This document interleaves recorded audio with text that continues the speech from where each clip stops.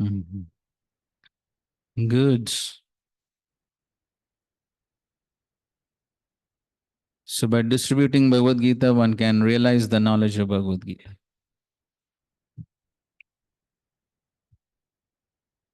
हाँ.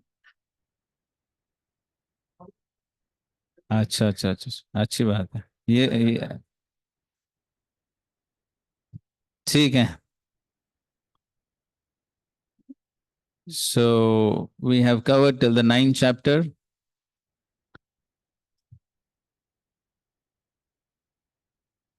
So we studied some very important aspects of Bhakti Yoga in the ninth chapter. And as we discussed right in the beginning, that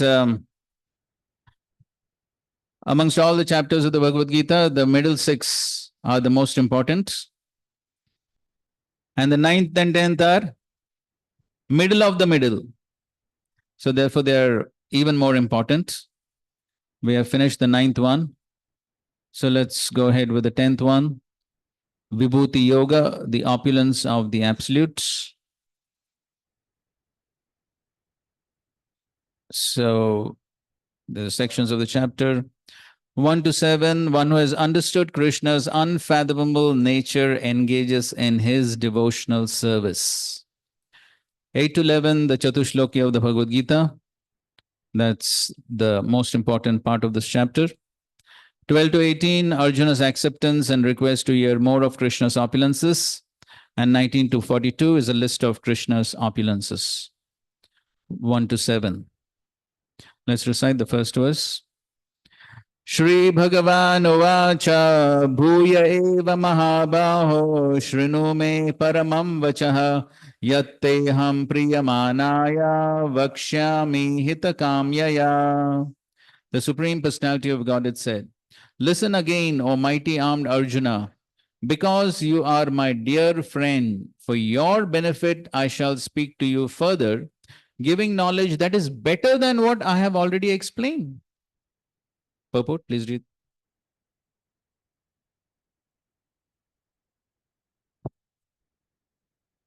Hare Krishna. This chapter reveals Krishna as the cause of all causes. कहाँ से पढ़ रहे हैं?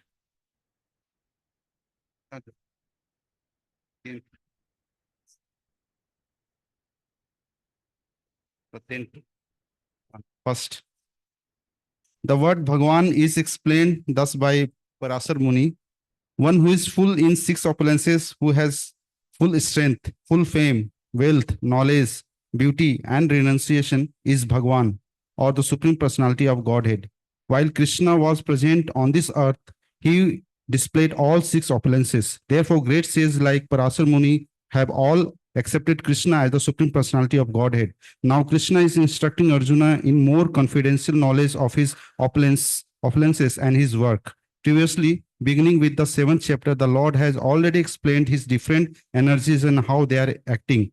Now, in this chapter, he explains his specific opulences to Arjuna. In the previous chapter, he has clearly explained his different energies to establish devotion in form conviction. Again, in this chapter, he tells Arjuna about his manifestation and various opulences. The more one hear about the Supreme God, the more one becomes fixed in devotional service. One should always hear about the Lord in the association of devotees. That will enhance one's devotional service. Discourses in the society of devotee can take place only among those who are really anxious to be in Krishna consciousness. Other cannot take part in such discourses. The Lord clearly tells Arjuna that because Arjuna is very dear to him, for his benefit, such discourses are taking place. So here, Sri Bhagavan Uvacha. We discussed this point before. Why Vyasadeva is writing Bhagavan? Why not Krishna?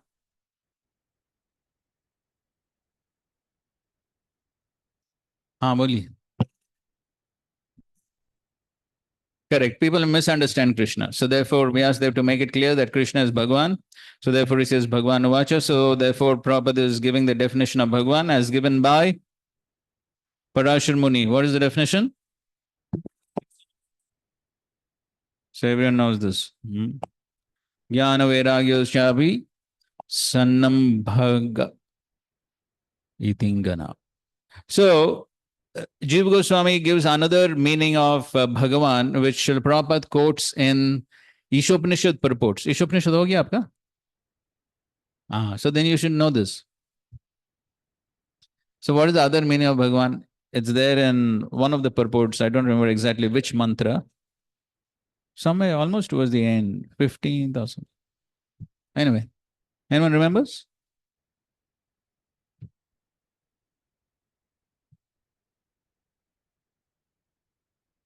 CB हो गया?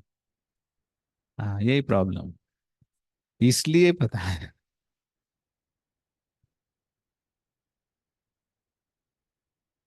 जब तक CBA नहीं होता है कुछ.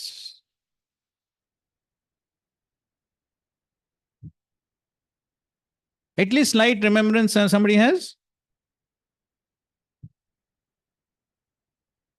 भगवान.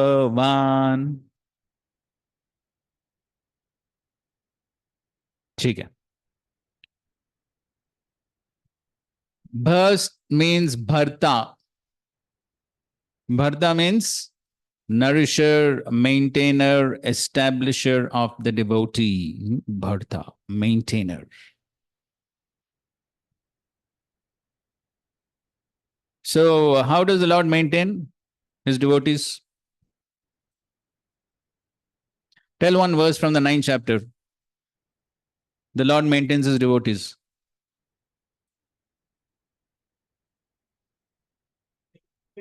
Ananyas mam ye jana paripasate tesham nityabhayuktanam yoga kshemam vahami aham. So that's how the Lord maintains in all aspects. He maintains, he nourishes the devotee. That is bha. Ga. Ga means gamayita. And that means he who creates all qualities in his devotee, he who grants pure prema to his devotee, and he who gives Vaikunta to his devotee.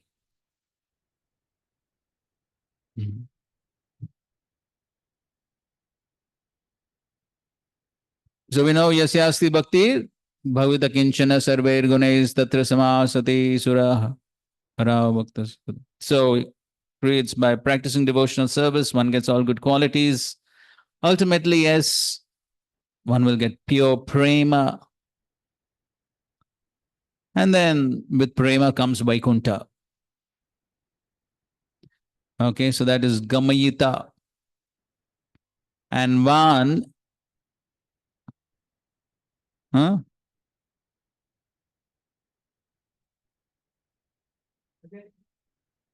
Vas. All devotees reside within him, and he resides in all his devotees.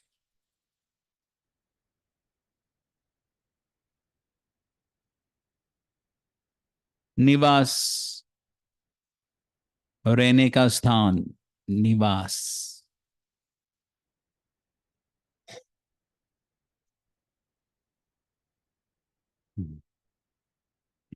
So now, so Krishna is saying, Bhuya eva, Bhuya. Bhuya means again. Again you hear, Shrinu me paramam vachaha. So he says, this is paramam vacha. And in the translation, Prabhupada says, knowledge that is better than what I have already explained. So already last chapter was what?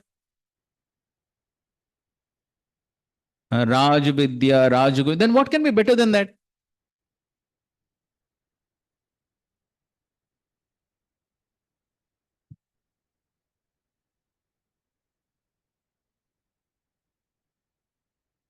We can pursue that supreme absolute truth in our, see his presence everywhere. Okay. Something else?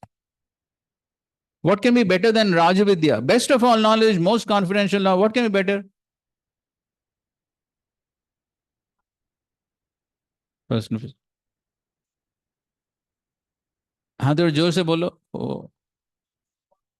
Yes, that's right. More explanation of what has already been said. Okay, so it's a further detailed explanation of the same knowledge that Krishna has spoken in the 9th chapter. So if you remember, In the 7th chapter, at the beginning of the 7th chapter, Krishna said, I will speak to you both Gyan and Vigyan. Second verse of the 7th chapter. And there we explain what does Gyan and Vigyan mean in context.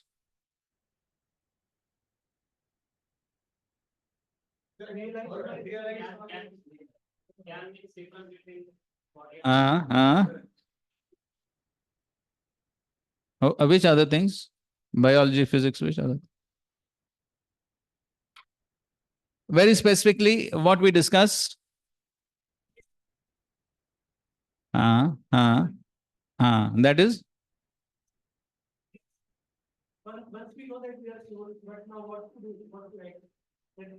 Okay. So Gyan means Aishwarya Gyan and Vigyan means Madhurya Gyan. So that's what Krishna has described in the 7th chapter, especially in the 9th chapter. So Madhurya Gyan is his relationship with devotees, how he reciprocates with devotees. That was the entire last section of the 9th chapter. That's all Krishna's reciprocation with his devotees. So that is Madhurya Gyan. And you'll find here also, it's a further elaboration of the same Aishwarya Gyan and Madhurya Gyan.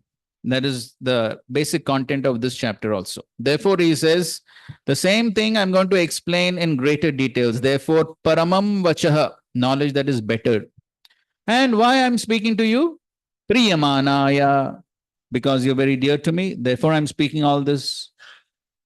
So if one wants to understand all this knowledge, one should become dear to Krishna. Then one can understand. Bhakto sime sakacheti rahasyam hi etad uttamam. So, if one does not become dear to the Supreme Lord, the rahasya will remain rahasya, even though one may read about the rahasya.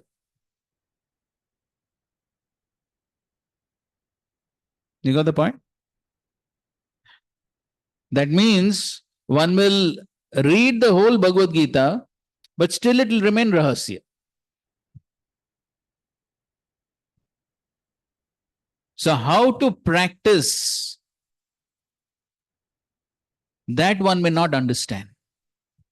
The realization of the knowledge by which one can practice the knowledge in one's life, that will remain rahasya. Dharmasya tattvam nihitam guhayam. Dharma is not so easy to understand. It is very confidential, especially the application of dharma. Therefore, mahajano yena gatasapanta.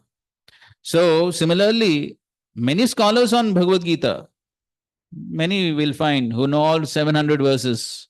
You know that past time, one man came to Srila Prabhupada and very proudly was claiming, Swamiji, I can recite the whole 700 verses of Bhagavad Gita in 45 minutes. What Prabhupada said? That's okay.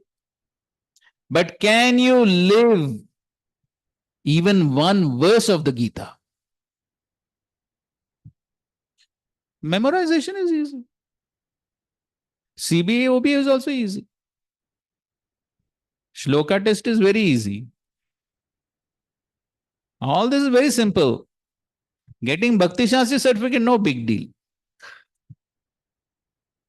But the success is when Krishna gives the Bhakti Shastri certificates.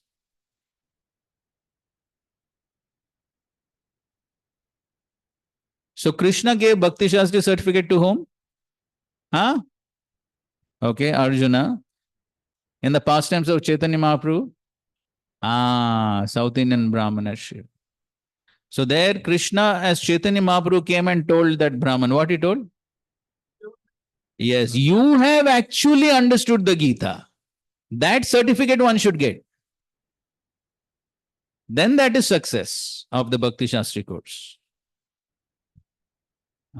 For that one has to become Priyamanaya. So Krishna is saying, I'm explaining all this to you because you're very dear to me. Vakshyami hitakamya. For your benefit I'm speaking. So Krishna has spoken all this for whose benefit? Through Arjuna, For all of us, actually, Arjuna did not require. He was already associate of the Lord. But he made him instrument for all of us. For our benefit, he has spoken. Okay. So now the second chapter, the second paragraph of the purport. The more one hears about the Supreme God, the more one becomes fixed in devotional service. So we have given this example before, quoting Baldev Vidyabhushan. So he says that this Aishwarya Gyan acts like what?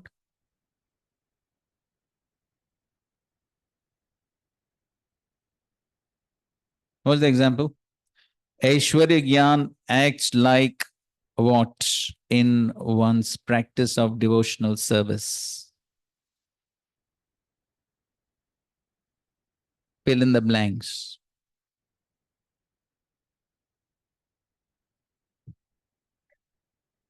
Good. What is the exact word? You're given a good hint.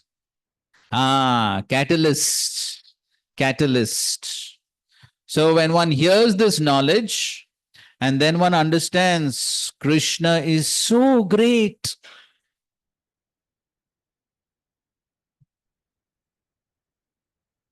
He's not simply ordinary blue boy playing his flute. He controls everyone. He controls everything. So then one will think of surrendering. So that's how one becomes fixed. One should always hear about the Lord in the association of devotees. That will enhance one's devotional service. So we hear this again and again, right? Can you give at least 2 or 3 more references for this point? One should hear in the association of devotees. Yes, that is going to come very soon. Yes, Machitta Madgata Prana. Satam Katang Sangan. Good. That is 11:3:30. Satam Prasangan Mam Virya Samvido. Udapasya Namanta Eva. Okay, fine. That also gives. Right. That's of course hearing from one Bhagavat. But in any case, you find that this hearing in the association is always emphasized. Why? Somebody may say, I can sit and read on my own. What's the problem? Or even as this class is going on, I can sit in my room because this online thing is there. So why should I come here? I can sit in my room and hear. Correct? So some people do that. They sit in the ashram room and hear, even though class is going on here. It's a fact. So what is the importance of in the association, which Prabhupada emphasizes again and again? Vittal Prabhu? Lord resides in everyone's heart.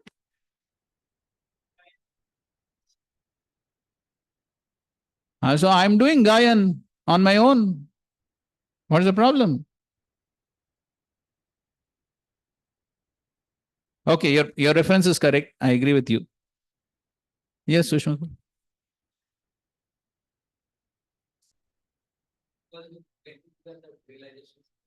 Good, very good points. We get to hear others' realizations, others' viewpoints. There is some discussion. Prabhupada writing here, right? Here he says discourses, and other place writes discussion. Okay, any other reasons why this association is important? Yes,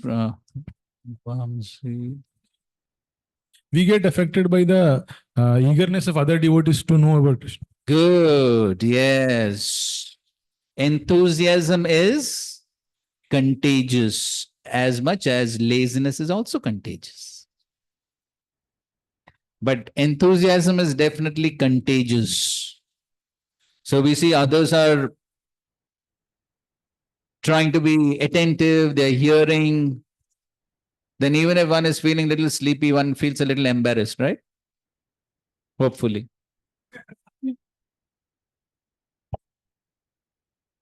But the very fact is the association creates those vibrations, spiritual vibrations. There's a spiritual atmosphere created.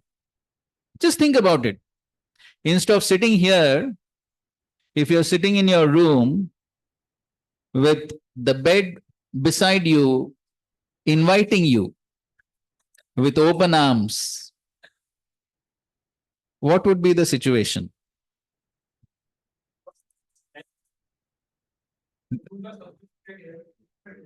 Lie down and hear. And then yoga nidra. Ah. So that's what happens. So, but when all devotees are there, everyone eager to hear, it creates that atmosphere. Therefore, we cannot take these things lightly. The Shastra and the Acharyas are not fools to write these statements. Every statement has got meaning. One cannot think, theek hai, Prabhupada has written, but I'm smart enough. I don't need to follow.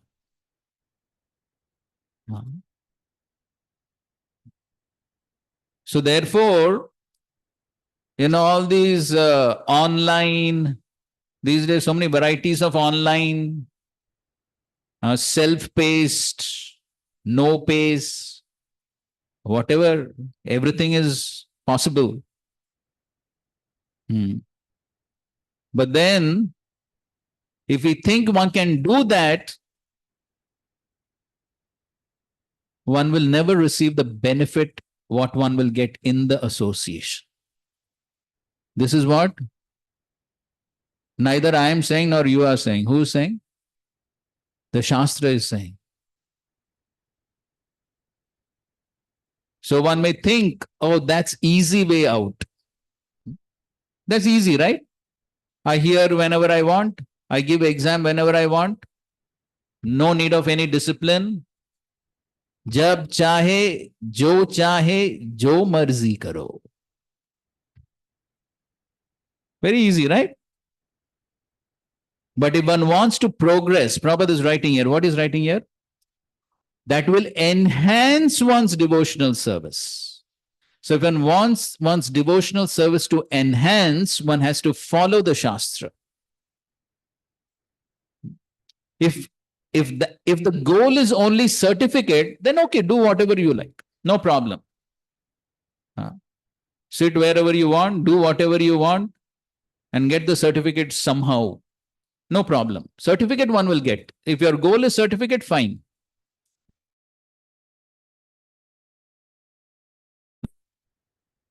A piece of paper, is that our goal? What do you think? Depends on us.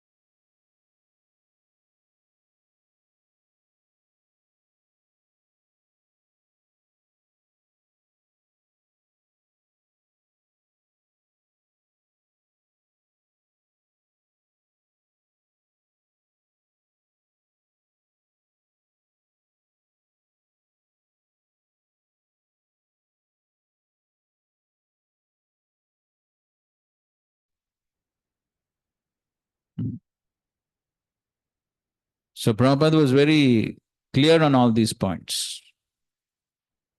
Because this is how Maya works. If we dilute the Acharya's program, we are diluting our devotional service and we are going to become easy prey to the external energy Mahamaya. And history has shown this again and again and again. Within our own movement, we have seen it. So therefore, one has to take these words of the Acharya very seriously. If we want to enhance our devotional service, if we want to progress in devotional service. And therefore, as Prabhupada is writing here, discourses in the society of devotees. And therefore, Prabhupada says in many lectures, therefore we have established society. There's a society of devotees. So that there is Sangha, there is association. And in that association, the right atmosphere, the conducive atmosphere to progress in devotional service is created. So it has an amazing effect. I can say that with great confidence because when we discuss in the association, then many things which even I never thought of somehow come up in the association. So many points which I didn't think of, I didn't prepare, but somehow it comes up. That is the benefit of the association. So therefore, in that association, there is great benefit. Therefore, Prabhupada is writing, discourses in the society of devotees can take place only among those. Read that carefully. Only among those who are really anxious to be in Krishna consciousness.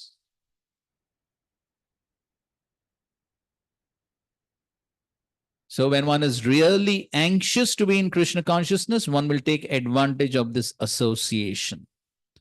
And this is essentially what needs to take place in the association of devotees. And this is how we can progress in devotional service. So if we are anxious to be in Krishna consciousness, to progress in Krishna consciousness, then in the association of devotees, one will discuss. Others cannot take part in such discourses. So others not interested, they'll come for some time. And then the Lord clearly tells Arjuna that because Arjuna is very dear to him, for his benefit, such discourses are taking place. Okay. Yes, bro.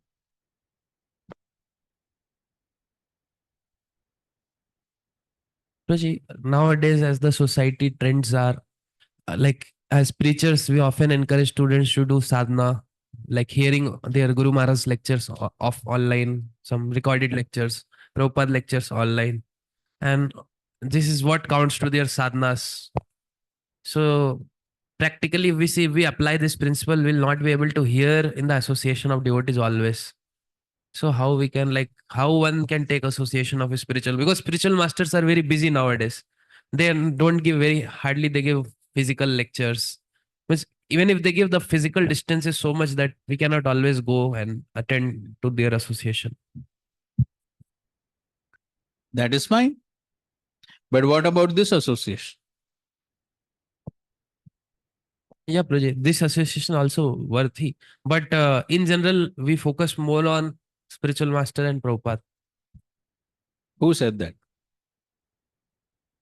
This is like the way means that we are from voice background, from voice mein, like we focus on spiritual master and Prabhupada more. That is all right. But then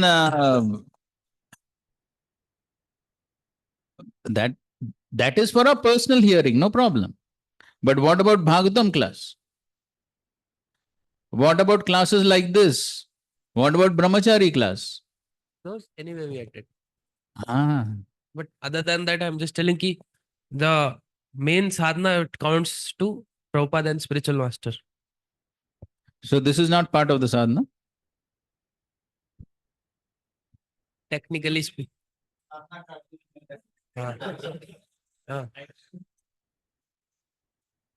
That sadhana card business is personal. Correct? That is fine. Our personal hearing, reading is okay.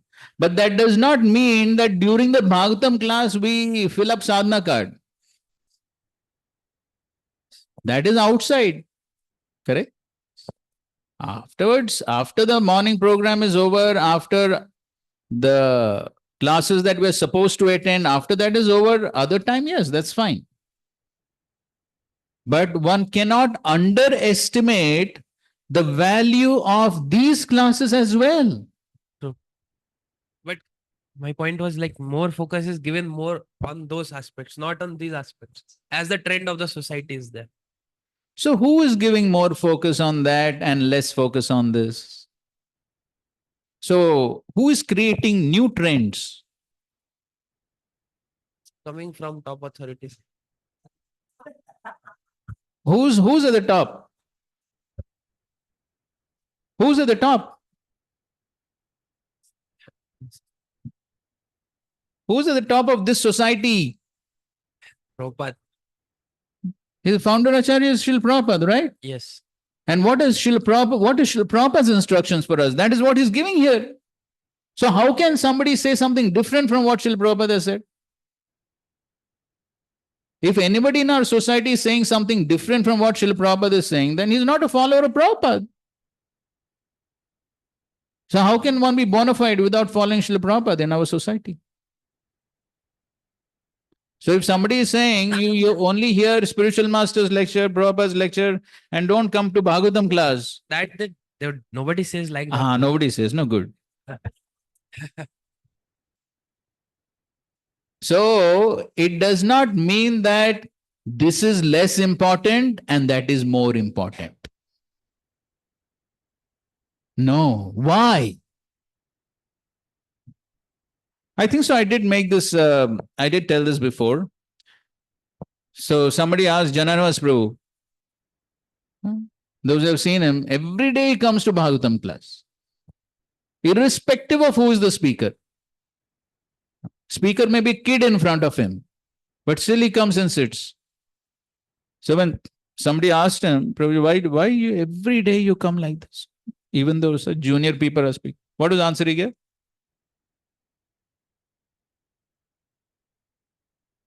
Because this is Srila Prabhupada's instruction. Because Srila Prabhupada has said that we must attend Bhagavatam class every day, therefore I'm attending. Simple as that. That should be our faith in the Acharya's instruction. So one cannot have a separate program during this program that has been given by the founder Acharya. So one cannot say that, that's why I made that point. Just imagine if everyone sits in his room and hears his own class. What will happen? We are directly preaching that Prabhupada's instructions are not important. That is what we are preaching. And today, we will dilute one instruction, then tomorrow, another instruction. And that is how Maya works. So and we have seen this. We have seen this. With our own eyes, we have seen this. So initially, a devotee starts missing Bhagavatam class, thinking it is not important. In fact, during Prabhupada's time itself, one disciple was complaining to Prabhupada, oh, Prabhupada, these devotees are not giving good classes. Prabhupada, why don't you give? That was Prabhupada's answer. Be a part of the solution, don't be a part of the problem. You don't find good classes, then you prepare good class and you give the class.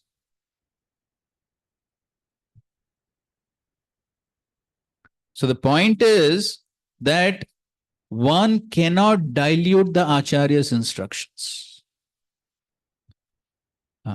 I think so. I read that letter of Srila Prabhupada once, I think, right?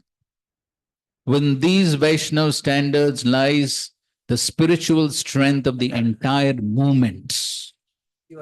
Huh? Some classes. Yeah, that class, yes. So that's where our spiritual strength comes. Our spiritual strength doesn't come from information. Our spiritual strength comes from the parampara. That is from where we'll get the spiritual strength. By following the instructions of the parampara, we will get the spiritual strength. Not that we sit in our rooms and read the books and think we'll become a big pandit and we will understand anything. It doesn't work that way. Pandits, there are enough pandits. That's what we were discussing in today's Bhagavatam class. Even Hiranyakashipu was a pandit. Even Ravan was pandit. Becoming pandit is no big deal. Now what? On Google you go, any Veda, Purana, Upanishad, whatever you want, you get. Correct? No big deal. But what about the realization of that subject matter and the application of that subject matter? That's not so easy. That requires what? That requires grace, mercy to apply. And therefore, the main goal in our spiritual life should be how to attract that grace of Guru and Krishna by sincerely following their instructions. That has to be the entire focus. Not that I will do things on my own, I'll become big scholar, pandit, and I can progress. It doesn't work that way.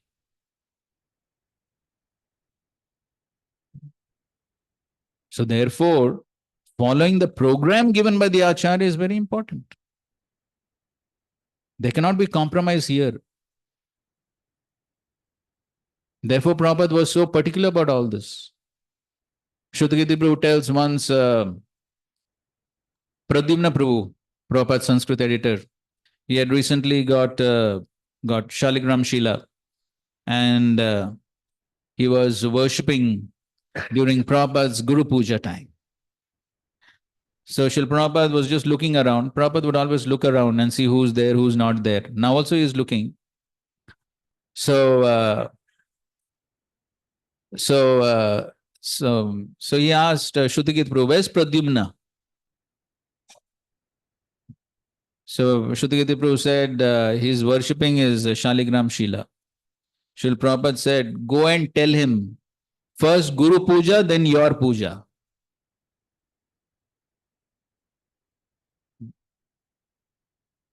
Prabhupada was very particular about all these things because this is what is going to help the society progress. This is what will keep the society united. And that is how the society will progress. So therefore, yes, at other times, okay, you can listen to spiritual masters' lectures, Prabhupada's lectures, all that is fine. But not that we compromise the morning program to do that. No. We can't compromise. Hope the point is clear. Okay. But we especially took some extra time to emphasize these points because this is, as Sushmat Prabhu rightly pointed out, the current trend. And as we go to so many different places, we are noticing the current trends, right, which are not at all healthy for our society. And so we keep repeating these same points. Whoever is, as Prabhupada writes here, really anxious to be in Krishna consciousness will take these points seriously. Whoever they may be. Okay, please read this. Connection between chapter 9 and chapter 10. Starting from the 7th chapter, after revealing his powers, Krishna spoke of bhakti. Now in the 10th chapter, he speaks of the confidential elements of bhakti along with a description of his vibhutis. By knowing the power of the Lord, one understands that the Lord is worthy of worship. Yes, that's the important point. By knowing the powers of the Lord, one understands the Lord is worthy of worship. He's not some ordinary person. No, he's worthy of worship, he's worthy of respect, he's worthy of surrender. He's worthy of surrender. So that's what one understands when one understands the Aishwarya of the Lord. Okay. These powers have been described starting from the 7th chapter. Now the Lord will explain the powers in detail for the pleasure of those who have devotion. According to the rule that the rishis speak indirectly and the Lord is fond of such indirect statements. And thus, because this knowledge is somewhat difficult to comprehend, the Lord speaks again. Bhuya. So, yes, Bhuya. Why again he's speaking? Because this knowledge is somewhat difficult to comprehend, because so many things are spoken indirectly. Shastra is not very direct. Shastra is not very direct. And why Shastra is not very direct? That's a reference. Please read. Parokshvada rishaya paroksham cha mam priyam. The Vedic seers and mantras deal in esoteric terms, and I also am pleased by such confidential description. Yes. So, if you see that verse from the 11th canto, there, so the verse prior to this is speaking about how different philosophers have different viewpoints, and sometimes there are apparent contradictions and all that. And so it's not very easy to understand scripture. And so Krishna says, I'm very happy with this parokshavad, this indirect description. I'm very happy. I don't like direct descriptions. When things are indirectly described, there are apparent contradictions, confusions. That is very nice. Why? Why the Lord is saying? He himself is saying. He likes to confuse people, right?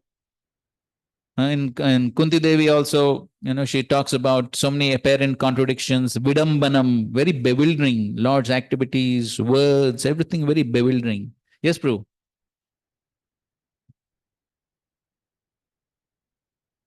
Different set of people, they have different desires. Let's say like we are talking about atheist. So Lord performs the activities to bewilder. So in order to make a point to the atheist that yes, Lord is is not there. Okay, So like okay, that, fine. That's facilitated like that. okay. That's correct. Because by these kind of statements, only people who are only into Krishna comes to him. Others they get segregated out. Correct. Who wants only Krishna comes to them. Yes, that's perfect point. But something more to add? Somebody would like to add something more? Indirect speech, the person who is anxious to look for Krishna, he's become more anxious and eager to find out what is there. Yes, that's correct. That's correct. So that's Just like in Vedas and Upanishads, suppose impersonal approaches that particular indirect glorification, they are able to get that, they are able to decipher it as impersonal, while the devotees, they decipher it as the personal form of the Lord. Accordingly, they get their, as they approach, so they get it. Yes, that's correct. So therefore, if you know, you may know this point, that the Srimad Bhagavatam has also been compared to Moini Avatar. Moini Avatar. Why? Because this is the principle. Yeyata mam prapadyante. That is the principle. So therefore, Krishna does not like to expose himself very openly. Verse from the 7th chapter. Yes, na prakasha sarvasya yoga maya samavrita. Krishna keeps himself covered. You can't understand me so easily. You want to understand me? 434. Tadvidhi pranipatena pariprashnena sevaya upadekshanti te jnanam jnaninas tattvadarshana. This is the process. First thing is what? Pranipat. Surrender. So Krishna says you follow this process, then you will understand. If you don't follow this process, you make your own attempts to understand, you will only get bewildered, confused with all these indirect descriptions, apparent contradictions, all this. Therefore, after reading all the Vedas, person does not understand who is the supreme absolute truth. That's reality, correct? Person may read all the Vedas, but he never comes to the conclusion of who is the absolute truth. Why? This is the reason. Parokshavad. Everything is so indirect. Nothing is direct. Now, one example is Ishopanishad. It is said to be Isha Upanishad. Upanishad describing Isha, the Supreme. Now, throughout the Isha Upanishad, is Krishna there? Is one mantra talking about Krishna? No. It is supposed to be Isha Upanishad. And there's no mention of who is the Isha. Just see the fun. That is how all the Upanishads and Vedas have been written. All indirect language. One can speculate till the ultimate limits. All scope is there. Take every word and speculate for entire life. There's no end. Because there's no meaning only. There's no direct meaning. So one can take whatever meaning one wants. Everything, all meanings one can take. So then what is the right meaning? For that one has to approach Acharya. Then only one can understand. Right? Therefore, Krishna is saying this subject matter about bhakti especially is not so easy to understand. Therefore, I am describing again. Bhuyaha. Continue, please.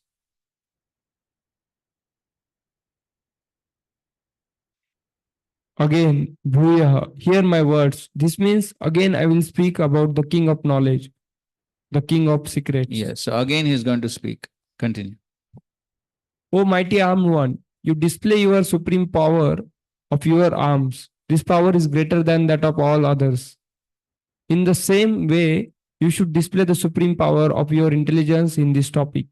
Listen to the words I speak. This implies that Arjun should limit his attention to what is spoken, though he is already listening. So he is addressing Arjuna as Mahabahu, Mahabahu. Why? You display your supreme power of your arms. This power is greater than that of all others. In the same way, you should display the supreme power of your intelligence in this topic. So use your intelligence. You have great power in your arms. Now use the power of your intelligence to understand these topics. Okay. These words are even superior to what I have spoken previously. Paramam vachaha. I speak these words to you in order to cause your astonishment. Use of the dative case te with a verb vakshyami indicates a suppressed infinitive of purpose by the rule kriyarthopa paddasya cha. The reason for speaking to Arjuna is then given. I will speak to you because you are filled with prema. Priyamanaya.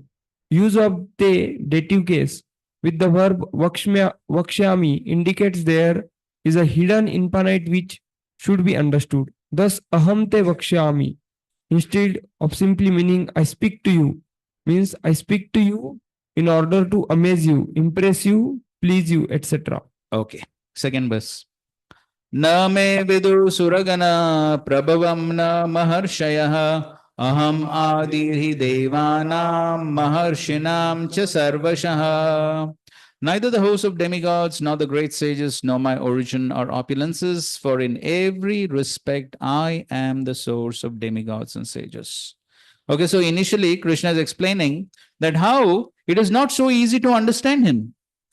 So, what is the title of this section? Title of the section is what? Yes, one who understands Krishna's unfathomable nature engages in his devotional service. So, Krishna himself is describing what is that unfathomable nature. This is achintya. Everything about the Lord is achintya.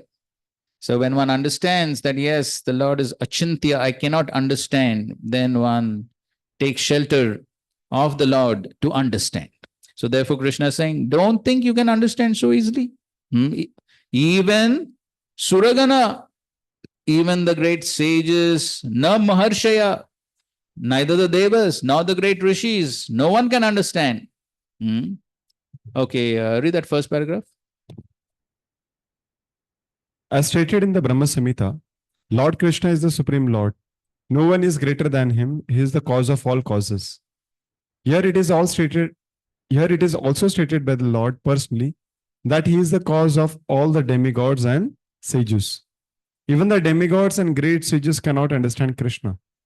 They can understand neither his name nor his personality. So, what is the position of the so called scholars of this tiny planet? No one can understand why this supreme God comes to earth as an ordinary human being and executes such wonderful, uncommon activities. One should know then that scholarship is not the qualification necessary to understand Krishna. Even the demigods and the great sages have tried to understand Krishna by their mental speculation, and they have failed to do so. In the Srimad Bhagavatam, also it is clearly stated that even the great demigods are not able to understand the Supreme Personality of Godhead. They can speculate to the limits of their imperfect senses and can reach the opposite conclusion of impersonalism, of something not manifested by the three qualities of material nature. Or they can imagine something by mental speculation. But it is not possible to understand Krishna by such foolish speculation. So, a verse from the Brahma Samhita to indicate this, one cannot understand by speculation. Pantastu koti shatavatsara sampragamyo vayo ratapi manaso muni pungavanam sopyastiyat prapadasamnya vichintya tatve govindamadi purusham tamaham bhajami. So, Prabhupada quoted this verse very often and would explain that even if there is an airplane that runs at the speed of mind, what is the speed of mind? In one fraction of a second, mind could be thousands of miles away. Correct? Like even now, we don't know whose mind is where.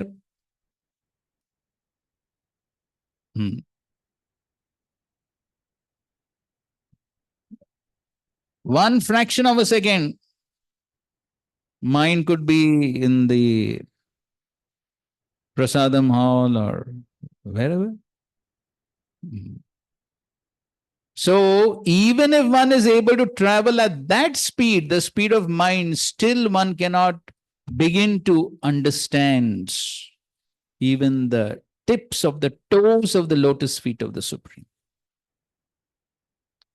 And so, therefore, Brahmaji is also telling, Brahmaji is telling in his prayers, 14th chapter of the 10th canto, he says that even if the scientists are successful in counting the number of atoms of the universe or the number of snowflakes, still one will not be successful in understanding the Supreme. So therefore, Brahmaji says this attempt of trying to understand by one's own mental speculation is useless. Jnane prayasam udapasya. Give it up. Udapasya. Give it up. Give up this methodology of trying to understand the Supreme Lord.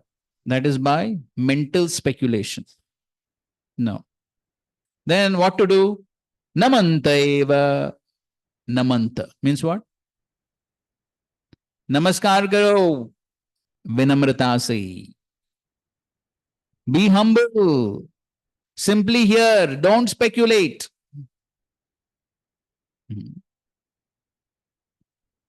So if one does that, sanmukaritham bhavadiya vartam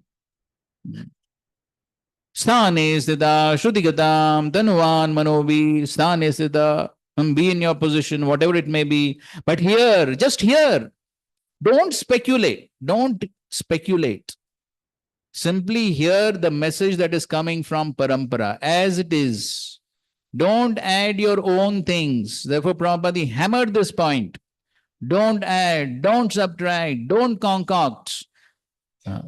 Because it has caused so much damage in the past. We know that, right? After Mahaprabhu disappeared from this world, so many apasampradayas. Why?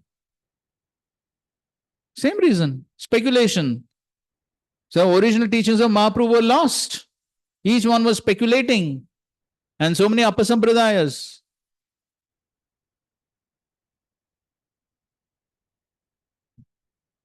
We see so many spiritual organizations, their founders had a different goal.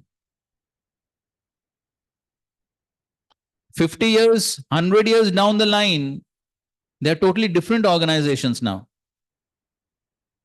We don't want to name anyone. These days, naming is very dangerous.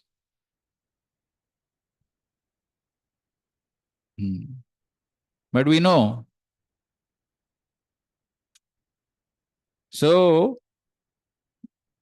if we are not careful to maintain the message of the parampara as it is, down the line, what will happen, we don't know.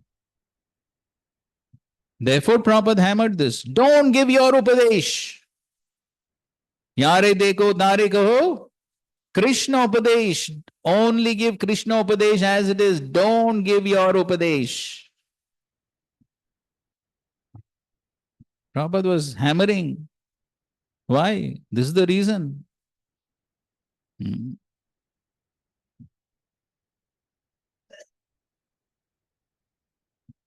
So just like, His Holiness Jayadvaita Maharaj writes in his book on Kirtan standards.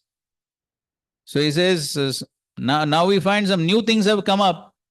And if we tell them, no, this is not right, this is what Prabhupada explains. Arey zamana ho gaya, aise hi chal raha hai. So the original thing is forgotten.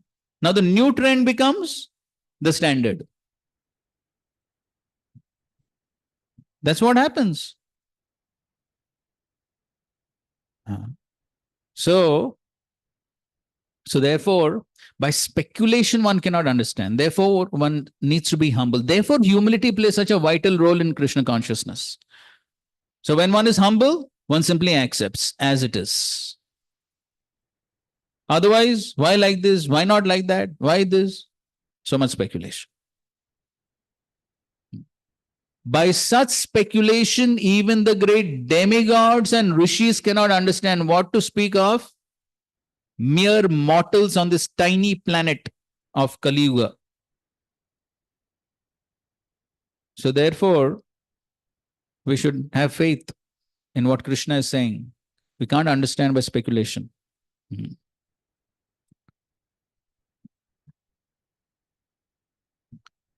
So therefore, in the next paragraph, Prabhupada writes, we can actually understand Krishna, who is eternal, full of bliss and knowledge, simply by studying his words in Bhagavad Gita and Srimad Bhagavatam.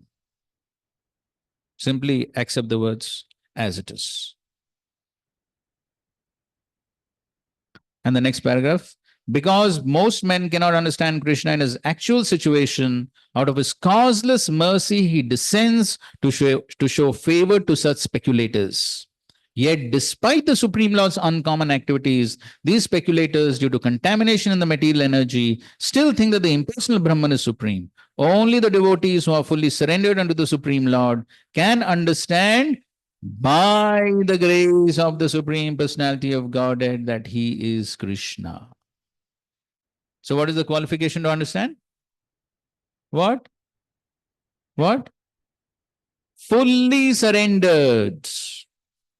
Only the devotees who are fully surrendered unto the Supreme Lord can understand by the grace of the Supreme Lord. Even if one fully surrenders, one still requires grace of the Supreme Lord to understand. Therefore, we have to keep in mind this point. Devotional service is a path of grace. We are dependent on the mercy. That's the difference between the path of bhakti and all other paths. In all other paths, they are on their own. They are on their own. Okay, I'll go to the Himalayas, I'll go somewhere, meditate, I'll do things on my own. But on the path of bhakti, what is expected is surrender. And that surrender attracts grace. That is the big difference. That is the big difference. All right. Then by the grace, one will be able to understand.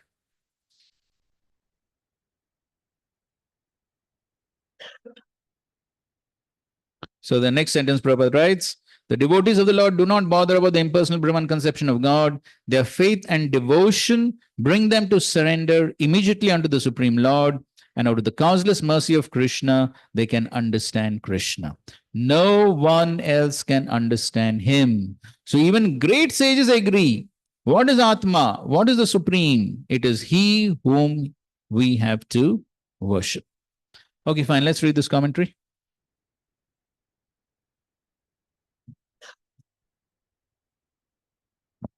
My appearance can be known only by my Unprecedented mercy. My appearance can be known only by my unprecedented mercy and by no other means. The Devtas do not know my most extraordinary birth bhavam from Devaki. Well, the Devtas may not know because they are absorbed in material pleasure, but the sages must know. No, they also do not know. Na Maharshaya. The Lord explains the reason why they do not know, because I am the cause of all of them. In all ways, they do not know about my birth, just as the sons cannot know about the birth of the father. One should not think of another meaning of the word Prabhavam, because in verse 14, Arjun says in confirmation of that meaning that neither the demons nor devas know about the appearance, birth of the Lord. Nahi te Bhagavan Vyaktim Vidurdevana Danava. Prabhava means power as well as birth. Okay, so here is giving this example. Why? Okay, devas cannot understand because they are engaged in sense gratification, so they cannot. But why the rishis? Why the rishis also cannot understand? Because both of them are born after Krishna or from Krishna. So just like the son cannot understand about the birth of the father unless the father reveals. So similarly, since everyone is born after Krishna, so therefore, unless Krishna reveals, one cannot understand whether they be Deva or Rishi. Okay. So then the next question arises. So who can understand? Krishna explains. Yoma majam manadim cha vetti loka maheshwaram asammudha samartyeshu sarva pape pramuchyate. He who knows me as the unborn, as the beginningless, as the supreme Lord of all the worlds, he only, undeluded among men, is freed from all sins.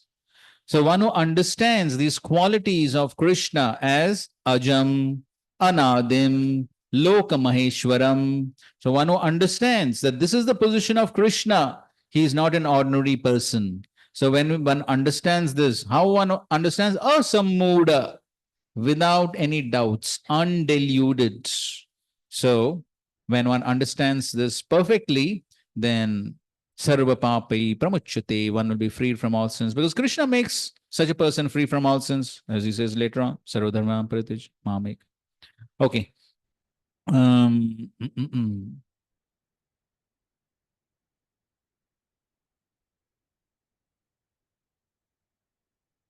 Okay, so therefore Prabhupada writes, but out of those actually trying to understand, so Prabhupada begins the purport by saying Manushanam Sahasreshu. And then he says, but out of those actually trying to understand the spiritual situation, one who can come to the understanding that Krishna is the Supreme Personality of Godhead, the proprietor of everything, the unborn, is the most successful spiritually realized person. In that stage only, when one has fully understood Krishna's supreme position, can one be free completely from all sinful reactions. Okay, so here, as is the word aja, meaning unborn. But he's distinct from the living entities. So aja means unborn, but living entities also aja, right? Was? Yes. Ajo nityam shashvato ayam purano na hanyate hanyamane sharire. So even the jivatma is aja. And then here it says Supreme Lord is also Aja. So somebody may say what? What is the difference? Jiva is also Aja, Supreme Lord is Aja. Both are same. No, they're not the same. So therefore one has to understand how Supreme Lord, even though he's Aja, he's different from the Jivatma. In the next paragraph, in this verse, the words Vetti Lokamaishwaram indicate that one should know that Lord Krishna, supreme proprietor of the planetary systems of universe, he was existing before the creation and is different from his creation. Aham evasam evagre in the Chatushloki Bhagavatam. So one has to understand all these things. So otherwise one may think he's simply an ordinary human being and one gets bewildered. So therefore, in the last paragraph, Prabhupada writes something very important. Real auspiciousness depends on activities in Krishna consciousness in full devotion and service.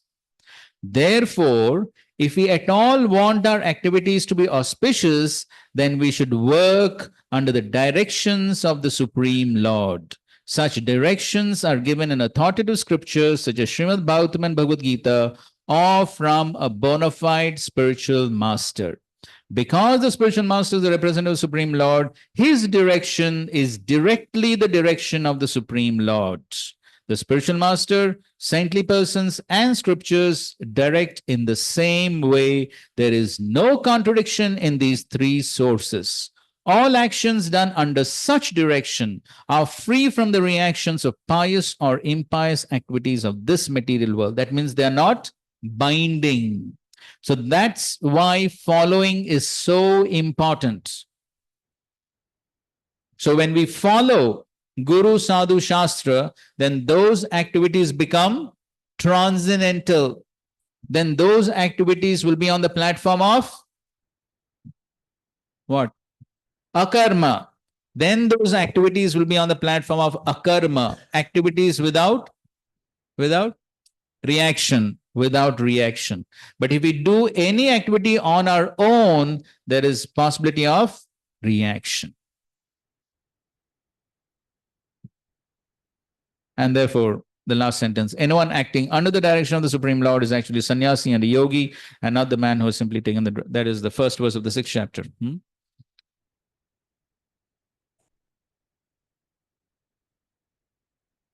Okay, let's read this. Some interesting points on the 3rd verse also. Please read. But certainly the Devatas and Rishis know about the birth of this body belonging to you, the Supreme Brahman, who are unlimited by all time and space. Placing his index finger on his chest, the Lord speaks this verse. He who knows that I am without birth and I am beginningless is free from sin.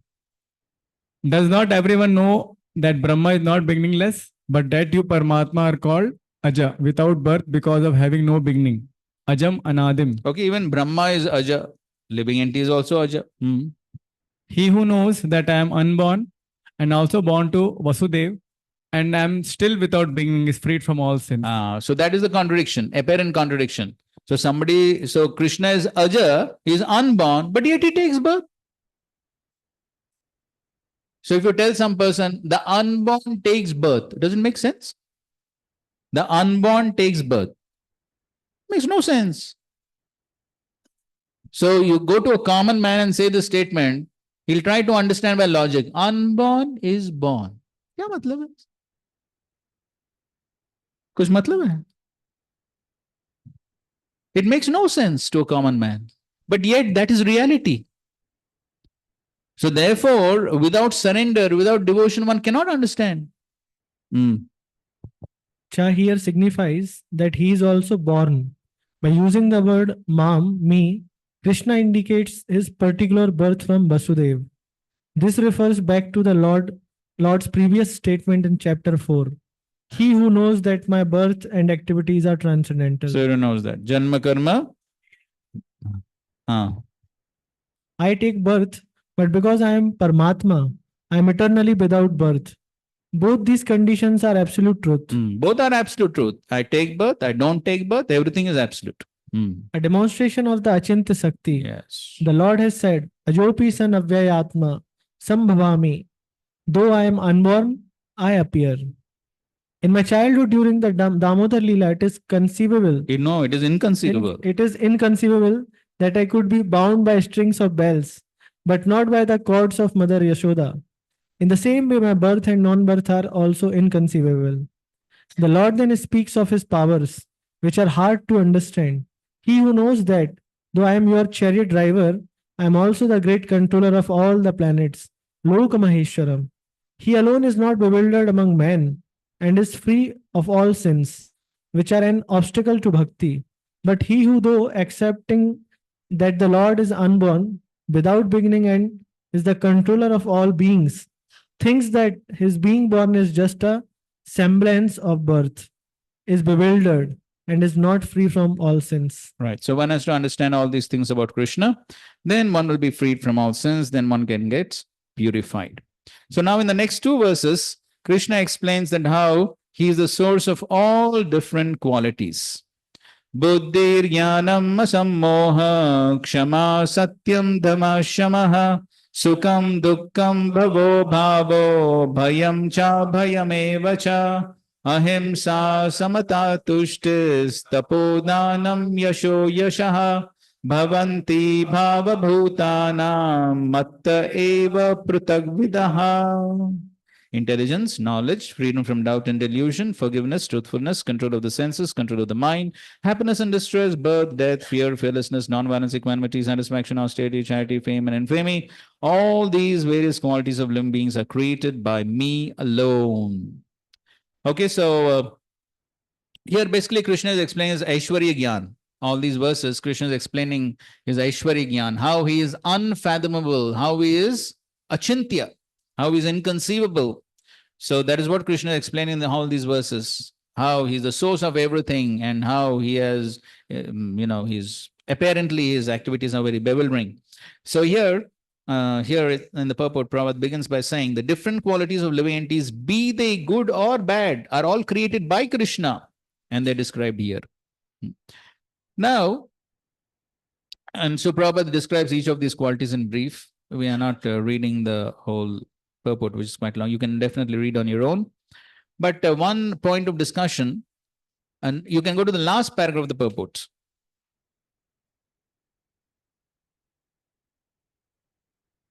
Prabhupada writes, of whatever we find, good or bad, the origin is Krishna. Nothing can manifest itself in this material world which is not in Krishna. That is knowledge. Although we know that things are differently situated, we should realize that everything flows from Krishna. So somebody may say, why does Krishna create bad? See, first of all, if you find something in the material world, origin is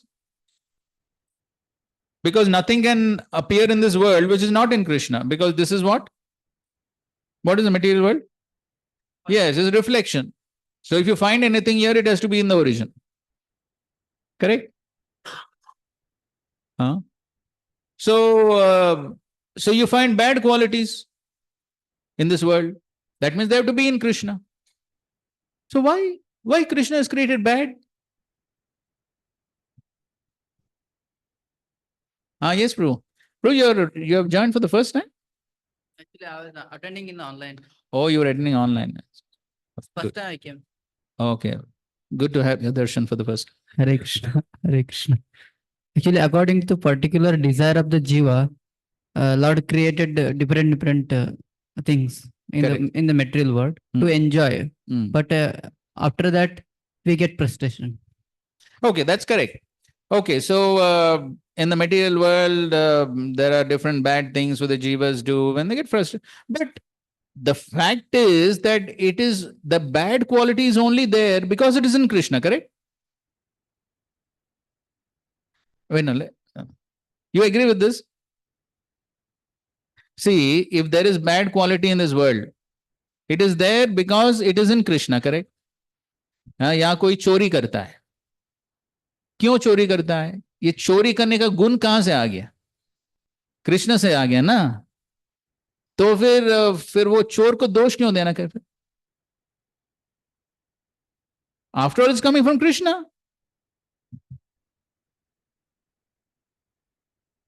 प्रश्न समझ में आ रहा है ना? तो कोई चोरी करता है, कोई मर्डर करता है, कोई मारपीट करता है। क्यों करता है? क्योंकि भगवान भी करते हैं।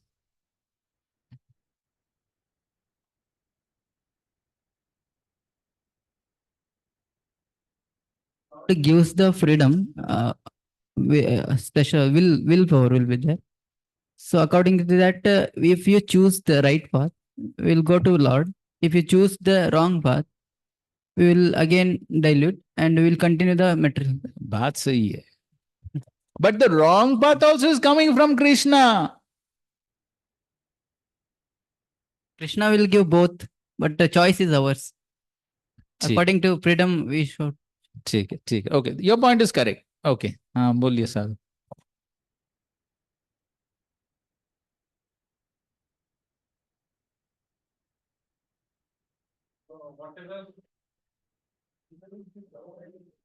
आत्मा चली गई।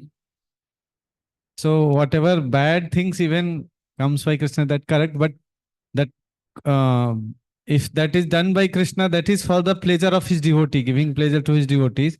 And if that bad things we are doing for our pleasure. That is the difference. Good. Yes, that's correct. Somebody like expand a little more. What good, what bad, everything is good only as per Krishna, because everything Explain.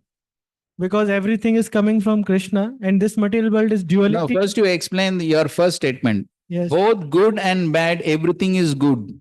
Yes, because from Krishna's perspective, he's trying to serve his sons only. Example. Like some people are desiring that they want to worship demigod, although it is improper. He himself is saying, but he only facilitates because they are desiring. So for No, now you're talking about another point.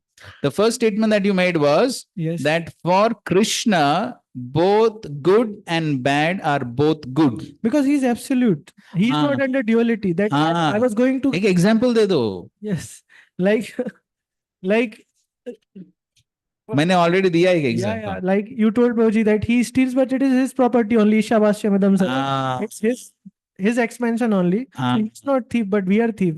Ah. Because we do not deserve that, we do not possess that. And in 4.9 also Krishna says Janma Karma Chamedevyam, which means we are forced to act. He is not forced to act. So when Krishna steals, then what we call him? He's glorified as Makhan Chor. But if we steal, jail. Why? Why this difference? Why this difference? Perverted reflection, perverted reflection. So even though there it is good, but here it becomes bad. And so from Krishna's viewpoint, everything is perfect. For Krishna, there is no bad. So even though one may say everything comes from Krishna, yes, stealing propensity comes from Krishna. Today only we were hearing Krishna wants to fight. Fighting propensity comes from Krishna. Everything comes from Krishna. But when it is in Krishna, it is all good.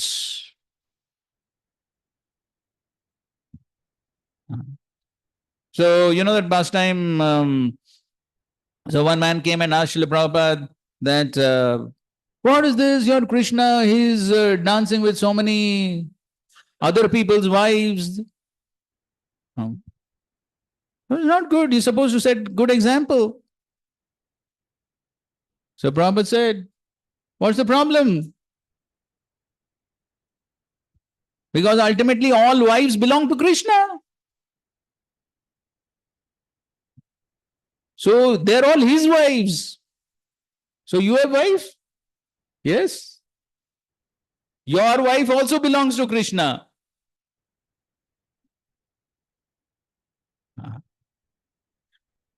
So you are dancing with somebody else's wife. That is the real problem.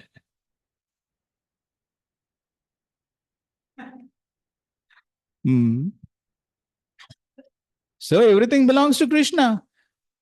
So even if he steals, what is wrong? It is his property. It is his own property. He's dancing with somebody else's wife. That is also his property. So therefore, from Krishna's viewpoint, there is nothing bad. That is the meaning of absolute world.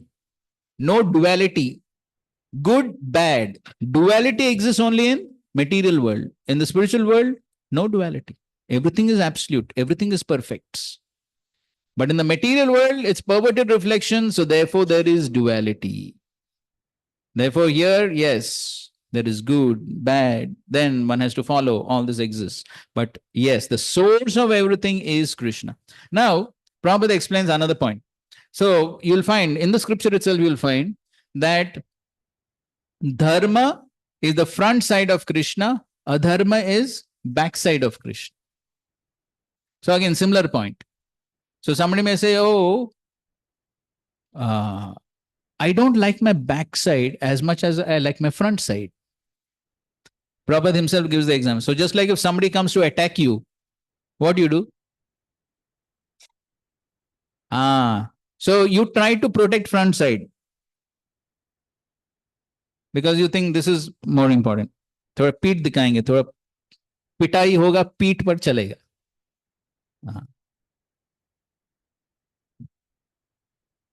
So then, so that means dharma. So even from Krishna's viewpoint, Krishna dharma is front side, adharma back side. So dharma is better for Krishna also, right? Huh?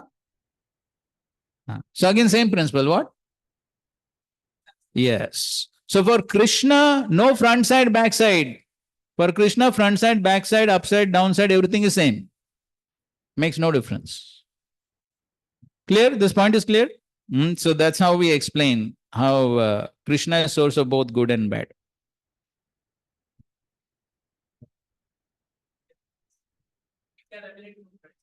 Yes, yes, that's correct.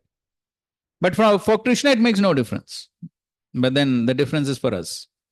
Roji, what is the learning from that? It came from backside to make us understand that what means. Yes. For us, adharma is bad. For us, adharma is bad. Therefore, backside. But from Krishna's viewpoint, no difference. Roji, I have two questions. Can I ask? Okay. So there is one question regarding this only, like good and bad. So there was one discussion going on online, and one is Muslim, Islam follower. He's selling Quran on the street, and one devotee passes by, so he calls him and invites for discussion. So good discussion goes. Is this real? Sorry. Is this some real incident or some real incident? Okay. Yes, Roji. Somewhere in London, I think. I'm not sure about place, but it's real incident, and nothing much about debate, but proper discussion. So the discussion goes on about form, and then that Islam follower, that he says that whatever you are saying is correct, but can you tell me one thing, that why Lord should be having form? Because if we say he should be having form, then we see that those form who are here, they also pass stool. Then you say everything can be made up of matter, but why should we compare our Lord Allah Almighty with his tools? So the lowest thing, it would be improper injustice to Allah. Why one should compare stool to the Almighty? Everything is that like form. So what should be the answer like in this? What do you think? Many things are coming in the mind, but I just thought that stool is there because Krishna has made arrangement for pig so that he can eat. And like everything there exists, which exists in this material world, is also having a purpose. Like a person passes stool because some living entity has desired in last life to eat that. So that's what I thought. But I was also thinking from his side to give him something in proper way, that something more, if you can, Roji, say. Okay, any additions? Bolo. Guruji, even though he is big, but we are small, we cannot touch the big. It's like Prabhupada explains why there is DT. Because we cannot directly perceive the Lord. So through DTs we can perceive. Of course, DT for DT also there is a Shastras. It's not like whimsical thing. So we cannot perceive the highest.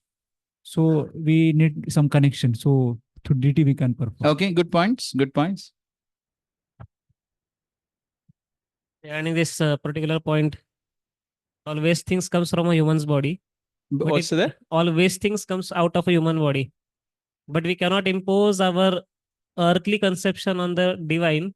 Like even in case of Rishabdev, it is said that when Rishabdev is to pass stool, the fragrance is to go around for miles. Correct. So that shows Then he would be passing his stool also. Then what would you say? So this is what also I thought that Rishabdev actually it happened, then it was Yes. fragrant. Yes. And Prabhupada says this is the practical test to find out who is Bhagwan. Very practical. Again. so that's what we cannot superimpose our idea and conception on the supreme being, because he's transcendental and we are within the three modes. Correct. Correct. Vital Prabhupada. Prabhuji, when we can say that Prabhuji, as even he agrees, that Muslim guy, that everything comes from the Supreme. So now, if everything comes from the Supreme, you are trying to understand a superset by using subset, which is like incomplete. Yes. So Quite inconceivable. But anyway, we got the point. Okay, go ahead. So here the Krishna's Leela are not Nara Leela, it is a Naravat Leela. There is one word comes in Bhagavatam. So he is supreme. He looks like human being because he likes the form of human being, and he wants to come in this 84 lakh species. So he may look like human being, but and he has time to time has shown that he is not a human being. So in that. Correct. Prabhupada gave simple logical explanation. Prabhupada says, see, your father has form, his father has form, his father has form. Then why the Supreme Father should not have form? What mistake has he done? That he should not have form? Simple logic, no?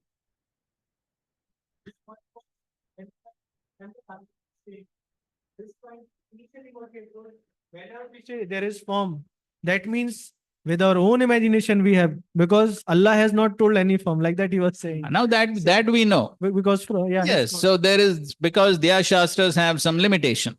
They have not, Muhammad has not revealed everything.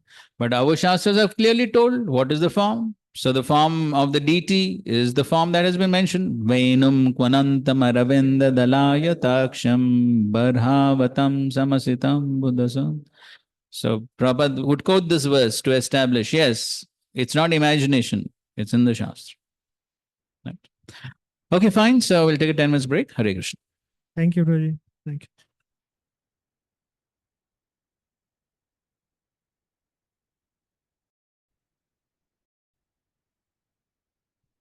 So as we see, Krishna is describing his Aishwarya Gyan. In the previous two verses, he has described how he is source of all the various qualities, good and bad. And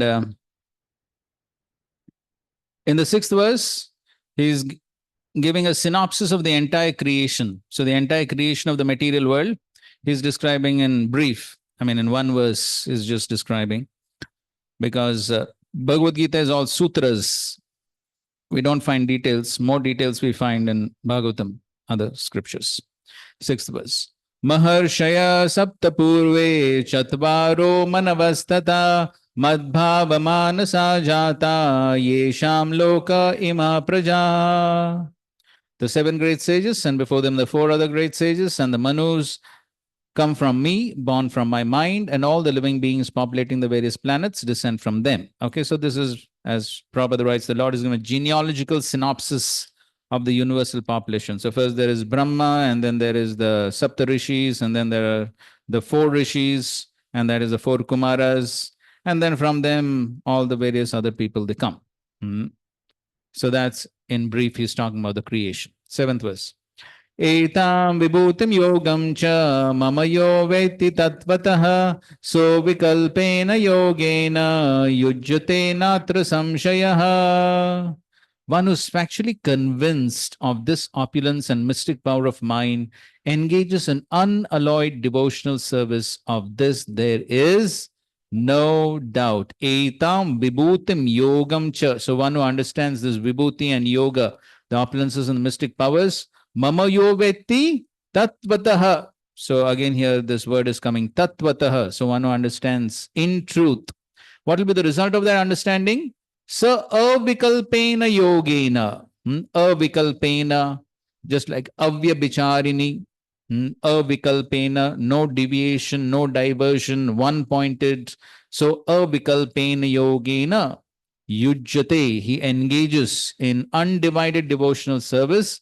Na atra samshaya, there is no doubt. There is no doubt when one understands this vibhuti and yoga of the Supreme Lord. Please read the first paragraph of the purport. The highest summit of spiritual perfection is knowledge of the Supreme Personality of Godhead. Unless one is firmly convinced of the different opulences of the Supreme Lord, he cannot engage in devotional service. Generally, people know that God is great, but they do not know in detail how God is great. Here are the details. If one knows factually how God is great, then naturally he becomes a surrendered soul and engages himself in the devotional service of the Lord. When one factually knows the opulences of the Supreme, there is no alternative but to surrender to him. Yes, that's a beautiful statement. When one factually knows the opulence of the Supreme, there is no alternative but to surrender to him. So when one understands Krishna is so great, he is in full control. He is controlling my every life, my every breath, he is controlling. So then there's no option but to surrender. Why one does not surrender? Because one thinks something is in my control. Correct? कुछ तो है ना मेरे control में. No, when one understands no control, Prabhupada very often, not a blade of grass moves without the will of the Supreme. So when one understands that I'm in full control, Supreme Lord is fully controlling, then one has no option but to surrender. Till the point one does not realize this, then one thinks of doing something independently. But when one understands, when one is convinced, so this is beyond the level of simply theoretical knowledge. It's beyond simply theoretical knowledge, but it's full conviction and realization. Therefore, Prabhupada is using the word convinced, unless one is firmly convinced. And this factual knowledge can be known from the descriptions in Srimad Bhagavatam and Bhagavad Gita and similar literatures. And towards the end of the purport, again, Prabhupada writes, one should not neglect to understand fully how great Krishna is, for by knowing the greatness of Krishna, one will be able to be fixed in sincere devotional service. Okay. So that's the end of the first section, where Krishna is described as Aishwarya Gyan, and he is described that one who understands this Aishwarya, the greatness, the opulence of the Supreme, then he surrenders to Krishna. Yes, bro. One more question I had. It was related to this origin only. Is it fine if I ask? Bolo. So, Proji, there was one discussion. So in that one other person was saying that भगवान ने हमको क्यों बनाया. Hindi is okay, Proji? If I speak in Hindi. So वो बोले कि भगवान ने सोल को क्यों बनाया. हम बोलते हैं कि हम कृष्ण का पार्ट एंड पार्सल हैं. तो भगवान ने हमें बनाया. तो बनाया तो हमारा जन्म तो हुआ होगा, लेकिन हम बोलते कृष्ण का जन्म नहीं हुआ, तो मतलब सोल का भी जन्म नहीं हुआ होगा. तो फिर भगवान ने क्यों बनाया. तो आई आंसर्ड इट कि for the pleasure, like we seek pleasure in relationship, alone we cannot enjoy. तो immediately वो बोला कि अरे तो क्या अपनी खुशी के लिए हमको बना दिया और छोड़ दिया हमें यहाँ पे बाहर, तो हमें अपने साथ क्यों नहीं रख लेते. Like that he told. So what all we can share with such a person. कि जस्ट अपनी खुशी के लिए बनाया, तो क्यों आप बनाया. बताइए, आपको पता है. हमारी खुशी के लिए तो नहीं बनाया. मतलब उसका कहना था कि हमारी खुशी नहीं देखी, अपनी खुशी देखी, बना के छोड़ दिया. Like that. I could not share much. I just shared कि see relationship जो है वो अकेले से नहीं होती, और भगवान जब प्लेजर बोलते हैं कि प्लेजर मिलता है, तो इट्स नहीं कि एक प्यार करने वाले में एक कोई प्रेम नहीं मिलता है. दूसरे को भी जब प्रेम होता है किसी के बीच में, किसी एक कोई प्रेम नहीं होता है, दूसरे को भी प्रेम होता है. तो आदान प्रदान में प्रेम है. Mm, I could speak this much only. mm. So what else can we share? I just wanted to. So many learned speaker assembly here. हाँ सो जैसा कि वो बोल रहे थे कि अब हम बनाया फिर छोड़ क्यों दिया, तो एक्चुअली भगवान ने हमको छोड़ा नहीं, तो उनके पास ही रखा था। हमने ये डिजायर किया था कि उनको हम यहाँ भगवान से अलग होना चाहते हैं, उन्होंने हमको फिर बोला ठीक है आप यहाँ नहीं रहना चाहते हो भगवत धाम में, तो ठीक है आपके लिए भौतिक जगत है। Okay, so one part of the question, one part is clear. Okay. हाँ ठीक है, हाँ वो तो क्लियर हो गया, वो तो क्लियर हो गया। अभी दूसरा पार्ट क्या है क्वेश्चन का? दूसरा पार्ट है भगवान ने क्यों हमें बनाया, पहली बात। हाँ क्यों बनाया? वो खुद के सुख के लिए बनाया, हमारा सुख नहीं है उसमें, खुद का सुख है। नहीं, हमारा भी सुख है, उनके सुख में ही हमारा सुख है।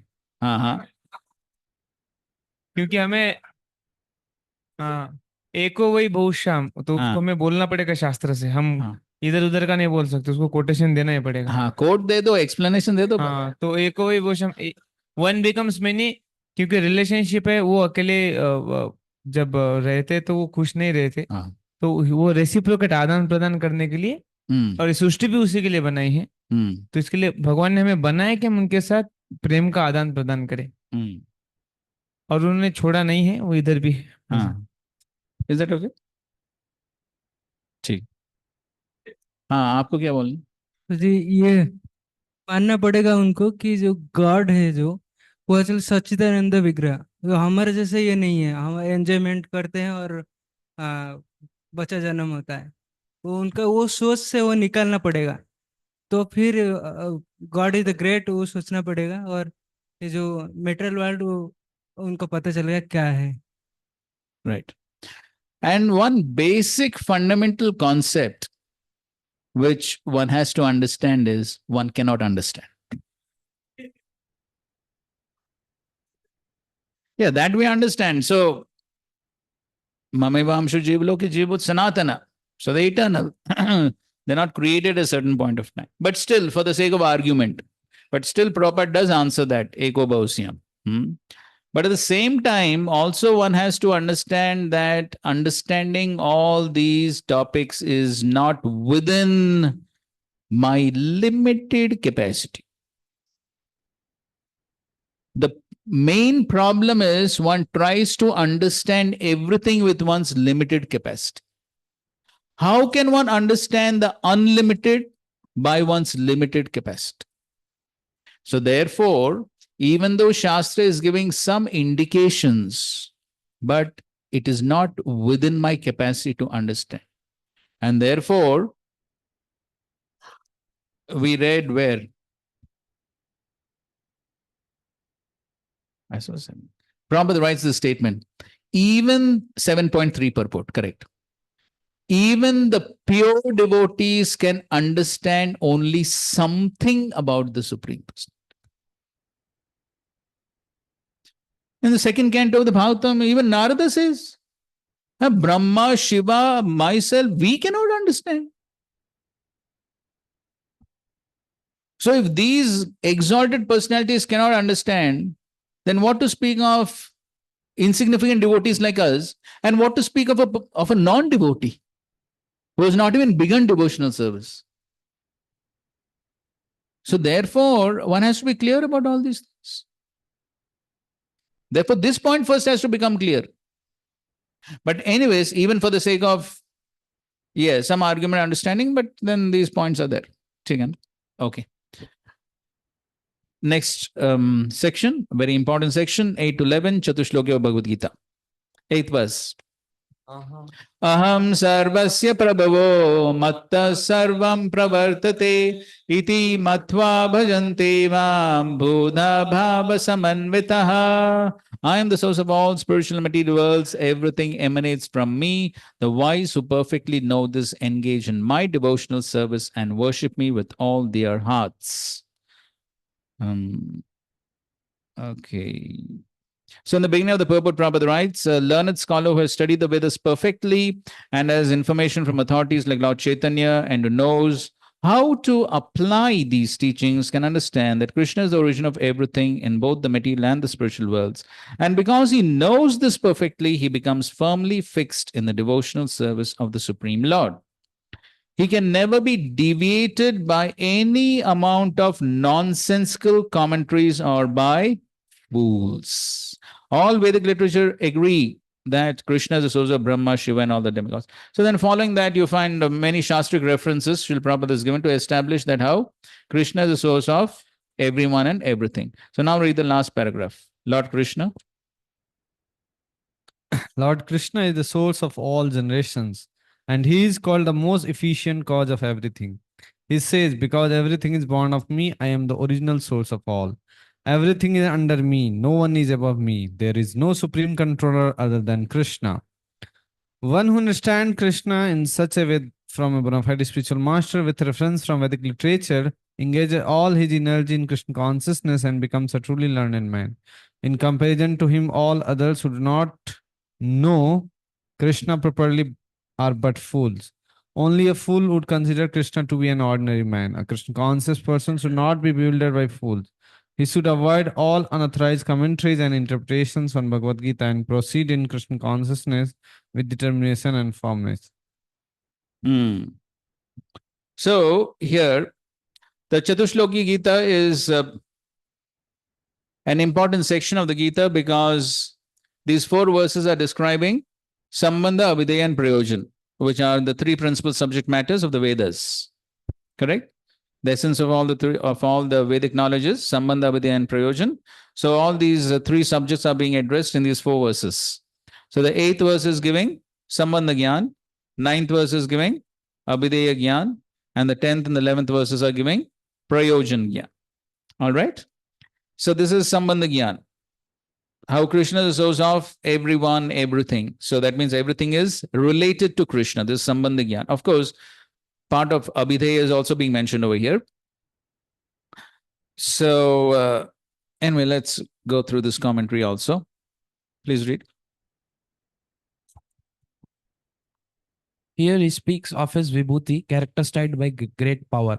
I am the cause of the existence and manifestation of everything, both material and spiritual. Prabhava. Because of me alone, Matta, in the form of Paramatma, the whole material world operates. Sarvam pravartate. As well because of me alone, in the form of avatars like Narada, Matta, all the spiritual sadhanas such as bhakti, jnana, tapas, and karma, and the goals of these sadhanas operate. Sarvam pravartate. Okay, fine. So here he is explaining what is the difference between aham sarvasya prabhava matta sarvam pravartate. So aham sarvasya prabhava means everything is coming from the Supreme, or the Supreme Lord is the cause of all existence, both material and spiritual. Now, matta sarvam pravartate indicates that from him and along with all his avatars, so not only there is the creation aspect, but there is also the various processes of achieving him. So all the processes, the sadhanas to achieve him are also coming from him only. Correct? So one thing is he is the cause of both material and spiritual worlds. At the same time, even the various sadhanas to achieve him are also emanating from him, if not directly, indirectly through his various avatars like Narad Muni and the 4 Kumaras. So they're all giving knowledge. So in the form of avatars like Narada, all the spiritual sadhanas, bhakti, jnana, tapas, karma, goals of these sadhanas. So all these are also ultimately coming from the Supreme. Okay, please continue. As well, because of me alone in the form of avatars like Narada, Matta, all the spiritual sadhanas such as bhakti, jnana, tapasa, and karma, and the goals of these sadhanas operate. Sarvam pravartate. He then describes the yoga, which is Ananya Bhakti. Being convinced through the faith by this knowledge, iti matva, the intelligent persons endowed with bhav in the form of dasya, sakhya, or other relationships, bhava samanvida, worships me. Thus, the vibhuti and the yoga mentioned in the previous verse have been explained in this verse. Okay, so if one understands this, being convinced through faith by this knowledge, iti matva. Okay, so the word iti matva indicates not only just a theoretical knowledge, but it indicates conviction with great faith. So to the degree one has that faith and conviction, to that degree, what will be the results? Iti matva bhajante ma. To the degree one has that conviction, then one will worship. To the degree the conviction is not strong, to that degree, one's worship, one's practice also will be weak. Correct? As we know, the process of devotional service begins with Adau Shraddha. And that Shraddha has to increase. 3 levels of devotees. Kanishta, Madhyam, Uttam is based on Shraddha and knowledge, faith and knowledge. Based upon that, one is classified. So, if one wants to progress in devotional service, there has to be progression in faith.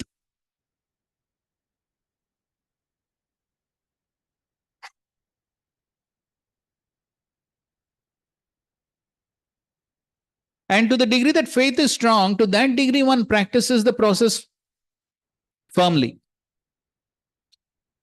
So we can give many simple examples to understand. And I may have given before also. Just like a student starts preparing for IIT from which standard?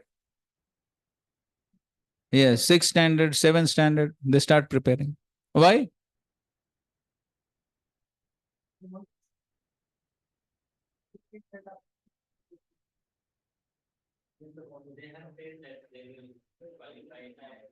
That's the point. They have faiths. They have full faith that if I study hard, if I join the IIT, then life is successful. Life's mission is accomplished. Correct? They have faith. Because they have that faith, he's ready to work. Prabhupada, he describes in his purports how the materialistic person is ready to work so hard. Getting up early in the morning, maybe 2 o'clock, 3 o'clock, 4 o'clock, catching the local train, going to his office, coming back, hanging on the train, at the risk of being pushed at any time. Why he is ready to go through all the trouble? Huh? Correct. He has full faith. Money is sweeter than honey. He has full faith. Paisa hi sab kuch hai. Yes. Therefore, he's ready to work for it. I get the money, I'll enjoy.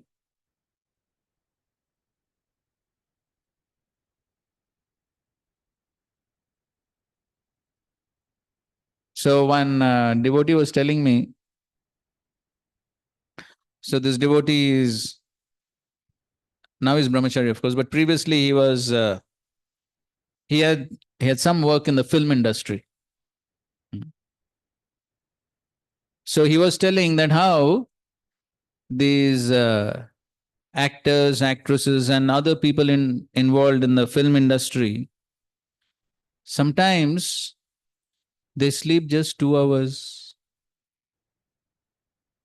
3 hours. And that also maybe just going from here to there in a car or something like that.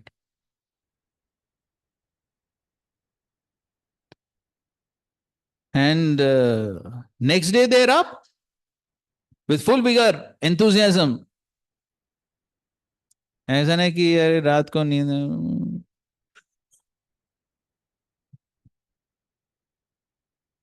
full enthusiasm. Why? They're convinced. This is goal of my life. So, If one is convinced, then one will be ready to work.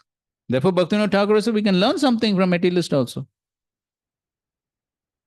And from a spiritual viewpoint, what is that goal? Tuchya.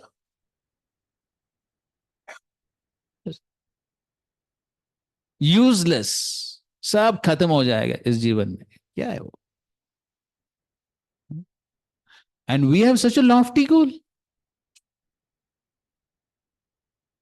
Then for such a lofty goal, why we can't work so hard?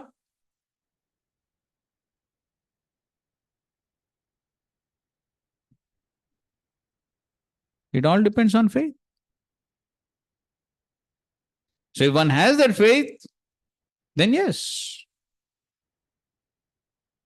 Taktva tu namashesha mandalapati.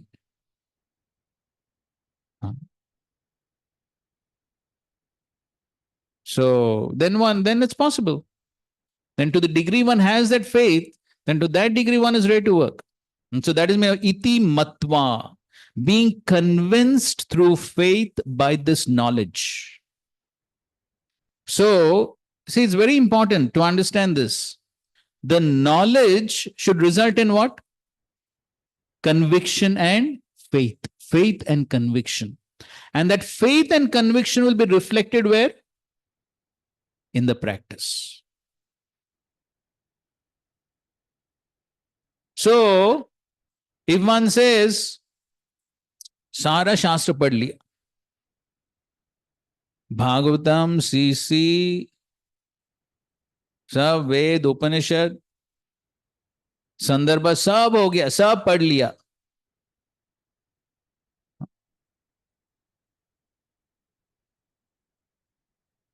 ठीक है, थोड़ा सेवा करो, अरे time नहीं.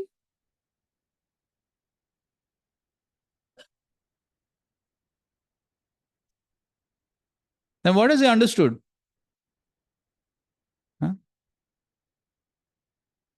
ठीक है, थोड़ा मंगलारती में आओ.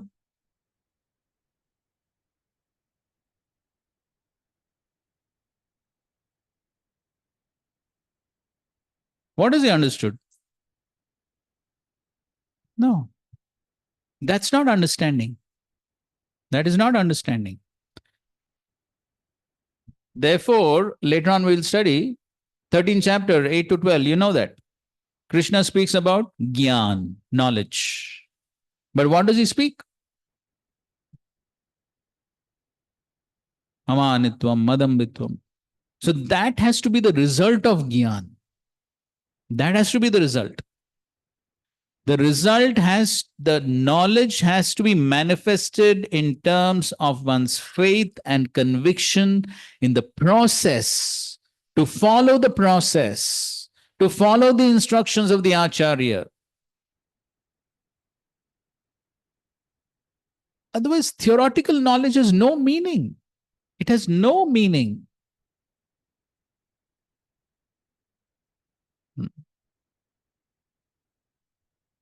So otherwise it will be simply information download, information overload. That's all. So being convinced through faith by this knowledge, the intelligent persons endowed with bhava.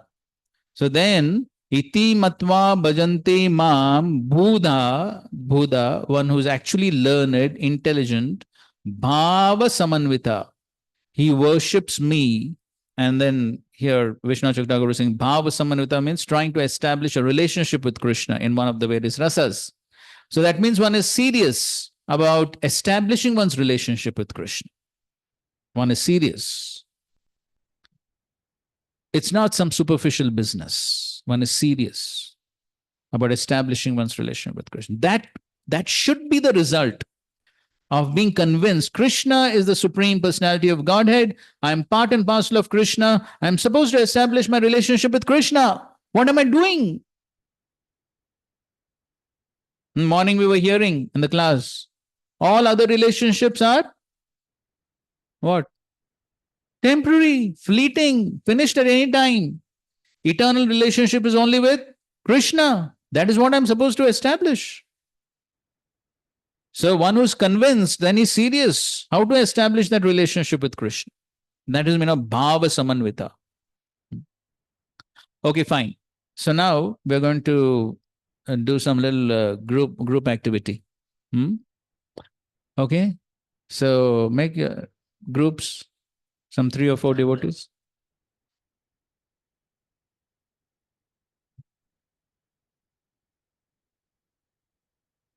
Vitthal जी थोड़ा संग में आ जाओ.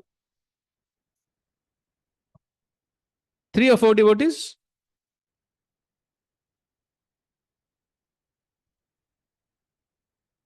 Minimum 3, maximum 4.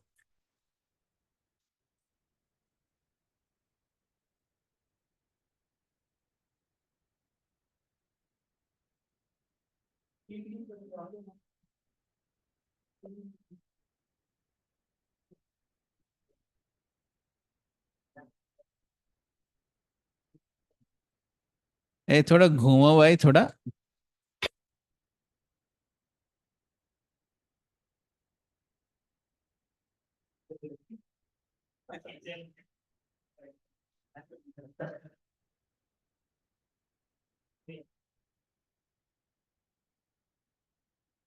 अच्छा, किचन लोगों का कॉन्फ्रेंस हो रहा है यहाँ.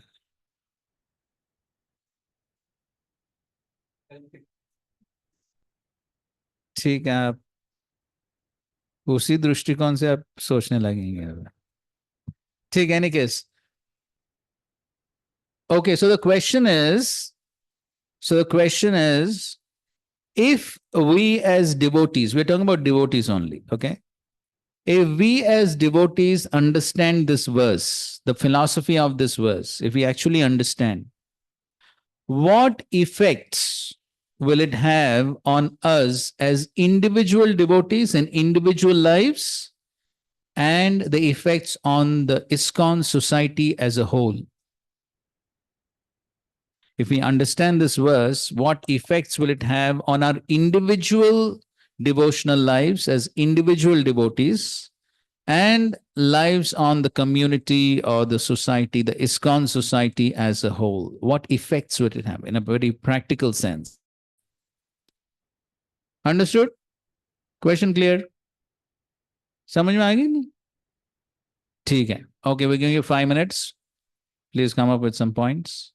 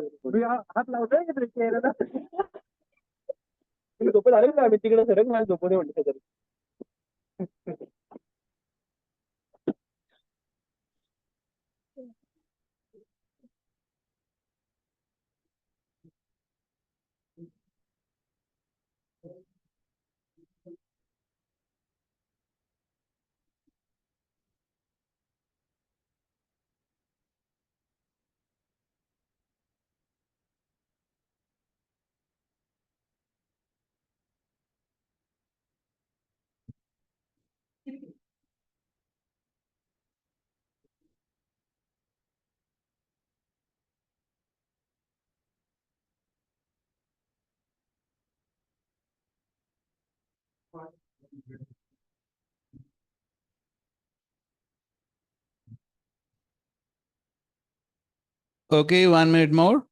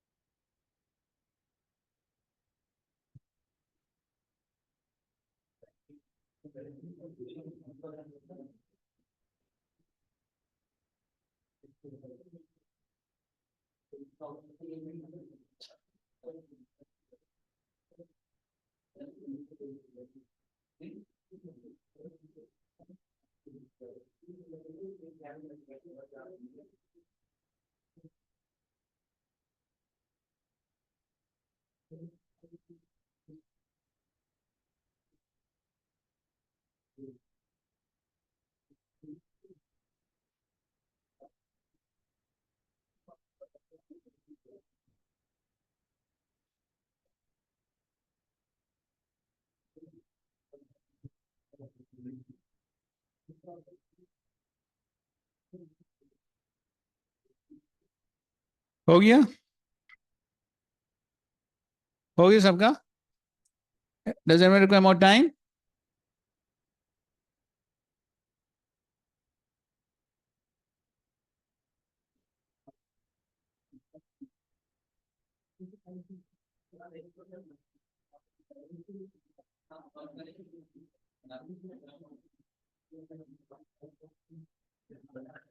ठीक है, Hare Krishna. Okay, I think that's enough time. Somebody wants to write? Somebody who can write neatly and quickly.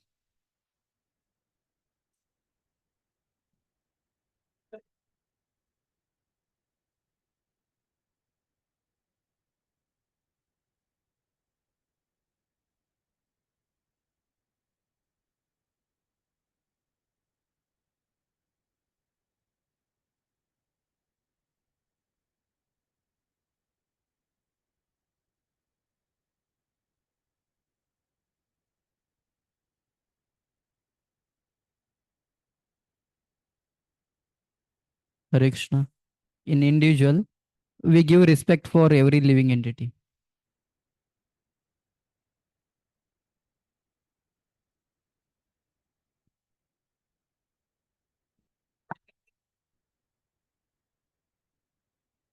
Because after understanding,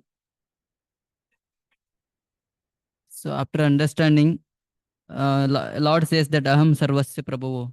So after understanding that, we give respect because of Paramatma is residing in every living entity.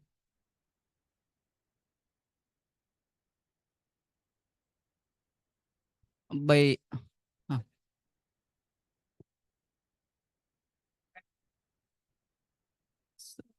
we can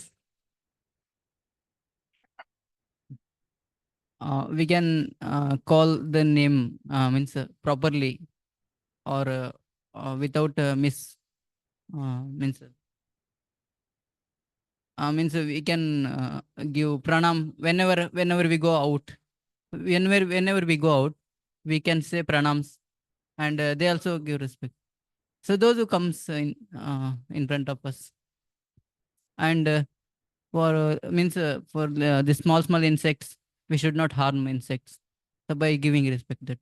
And whenever we see cows and all, and whenever we see animals, so we can, as much as possible, we can give some, at least water we can show.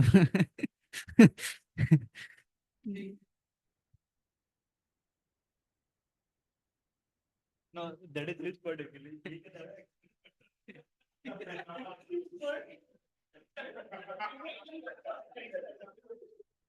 So when because in this translation, Prabhupada told that everything emanates from spiritual material from the Supreme Lord.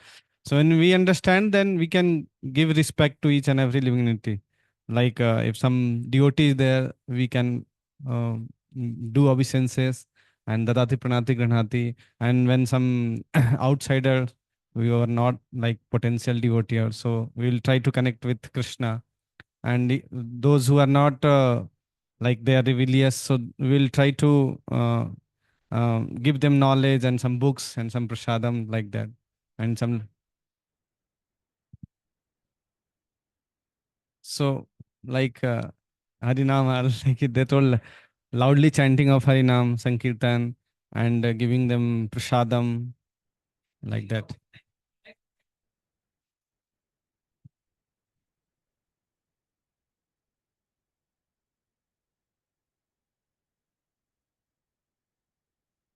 Will understand that. रुको, वो लिख नहीं रहे. That I'm just going to tell that point iti matwa. So well, the as a society we should always remain together and be humble, because at one point we are telling uh, Krishna is the center, so where he is the our father, so we all are being a one family, and at the same time we should not be puffed up as long because we are not putting so much effort also, and we should not think that I am become so much learned and I can do so many other things. Family spirit, yes. Okay, next group. So individually, as we understand that everything is emanating from Krishna, so then everything belongs to him. So then in individual practice, one will engage everything in Krishna's service.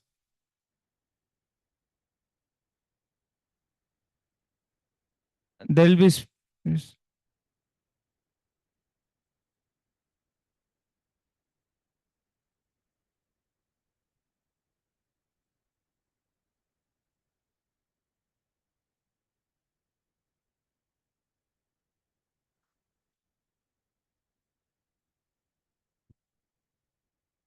As a society, I'll be respect to our Krishna consciousness first. First of all, this Krishna consciousness family is Prabhupada's body. So we always respect to uh, Prabhupada's head, and also respect to Prabhupada's leg and hand. That, and for outside society, it should I will be practice myself strictly my Krishna consciousness, so others can see me, so they can encourage uh, and do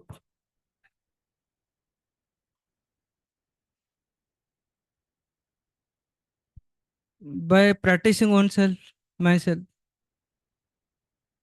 Then they will be see there is some good, and outside people they are suffering, so that they will be practice. Yeah.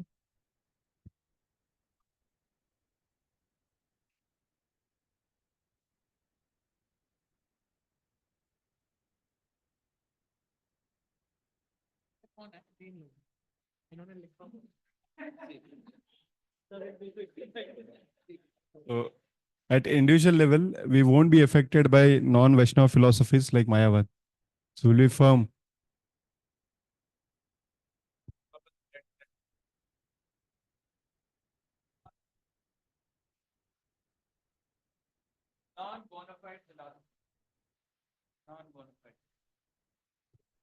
And at society level, like as it was mentioned, there's a family spirit. So there will be no groupism. No group.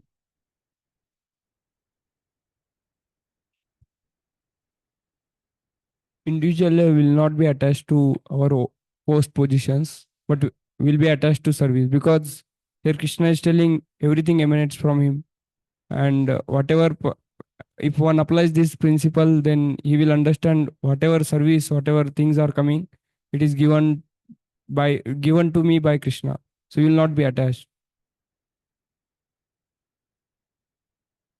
Means for that particular service one should be attached, but if it is taken back or somebody service is changed, then he should not be attached for that particular service.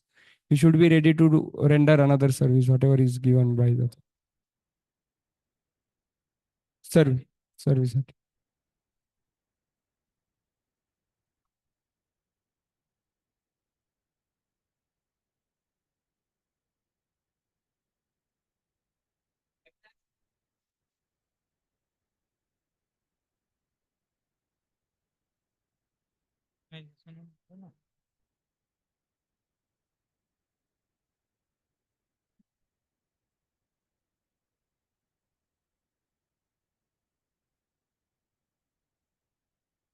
So in organization, we can see a lot of managements are there. So management will be less because there will be more and more spiritual individuals will be there, and they will be able to solve problems quite faster.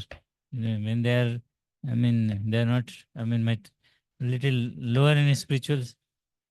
Yeah, less management issues.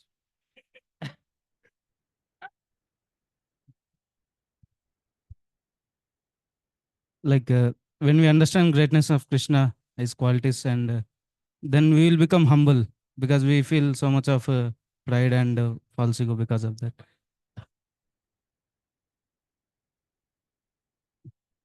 No, because we understand Krishna is greater than me, and we'll become prayerful to Lord.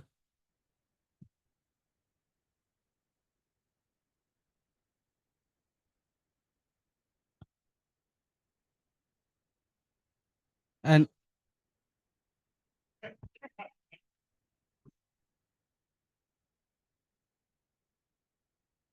yeah, means the devotee will cooperate with each other in that respect. If one is humble, then there will be no conflict.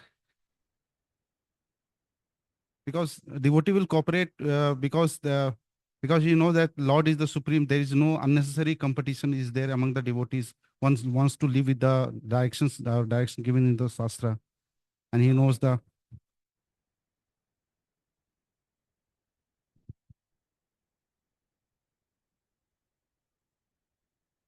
Any other point? One can chant attentively with a cool head.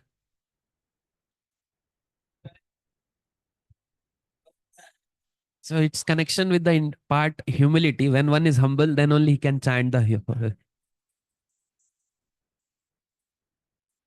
because there will be very less issues, because in one of the less management issues, cooperation among the devotees, we discuss all this. So when these things are not there, then what things will go on? You will chant attentively. Yes. And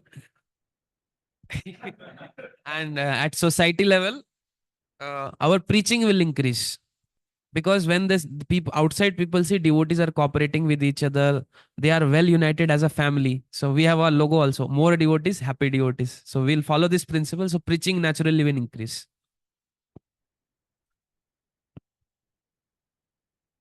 Individually, if someone understands this verse, so personally it is own bhajan if it's not going properly, because it is clearly mentioned there, he does this ananya bhakti.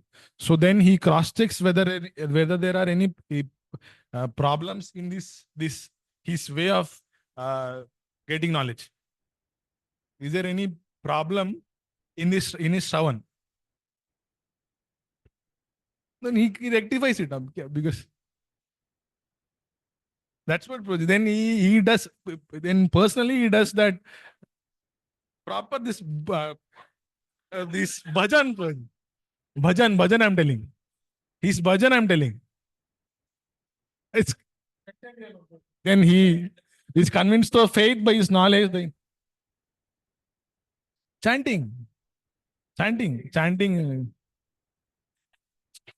No, chanting with cool head because of what? He said it's because of humility. I'm telling, see, what I'm telling is, if he doesn't chant to that level which is mentioned here, which is mentioned in that commentary there, I'm telling he rectifies his process of Shravanam, I'm telling. He forms this circle, I'm telling. That will personally help that individual, I'm telling. Yeah, process of Shravanam. Because he says this knowledge should give you. No, I'm telling Shravanam, I'm telling Prabhuji as a head of everything. I'm telling that basic sadhana process, I'm telling. Because he says this knowledge will lead you to a proper bhajan. With that too, with love towards Lord, because it is mentioned Ananya Bhakti there. So I'm telling.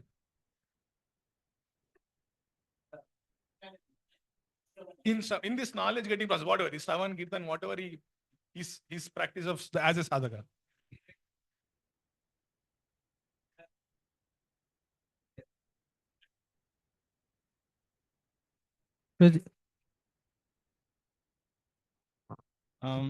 When one sees that everything is emanating from Krishna, then he sees everything in relation with Krishna.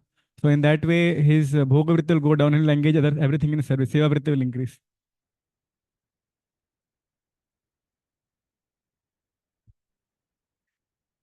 So another point, if I want to add that, when he sees everything is emanating from Krishna, then in one's personal life, he will see that the problem, whatever is facing, is also emanating from Krishna. So in that way, he'll not get into blame game to others. He'll see that's coming from Krishna, and Krishna is all good. So in that way, he'll accept problems in one. And we see also Krishna's mercy is coming because emanating from Krishna.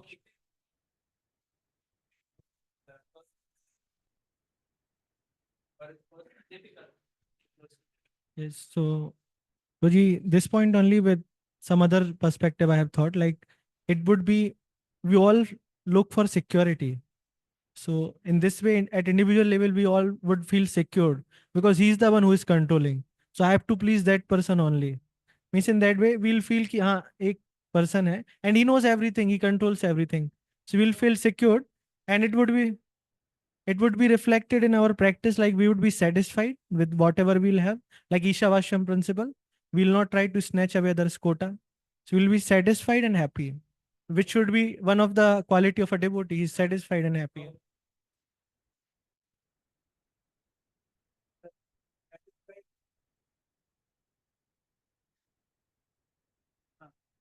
And one more point, like we see connection, like everything's Sarvasya Prabhu. So in that way, everything, whether it's spiritual or material, everything is coming from Krishna. So that means there should be no grudges. There should be no grudges. Like if anything wrong happens to this body, so it would also help us in detaching ourselves, right? If this we loses this, then that's fine. It's spiritual only, actually.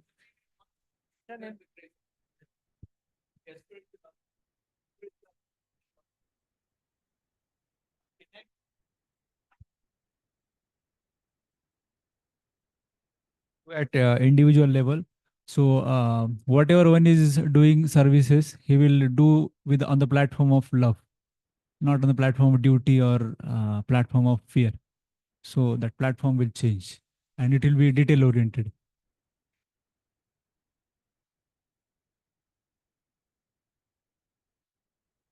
It will be pleasing to the authorities, more pleasing, or maybe some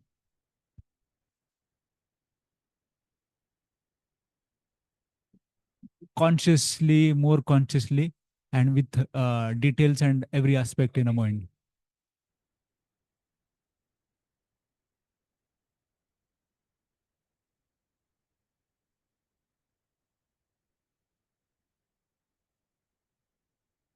That means it is detail oriented and pleasing to the person.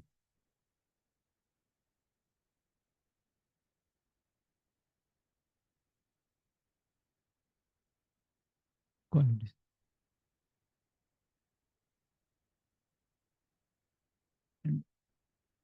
इसमें as a ISKCON, in ISKCON, the individual contribution will increase.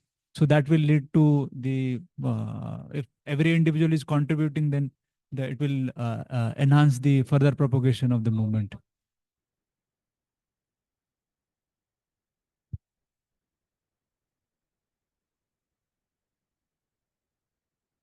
It will be easy to always remember Krishna, never forget Krishna. When we understand that Krishna is everything.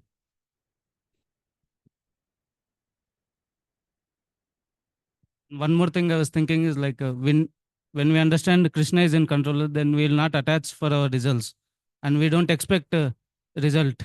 Whatever is Krishna's mercy, that we accept. No fruity mentality.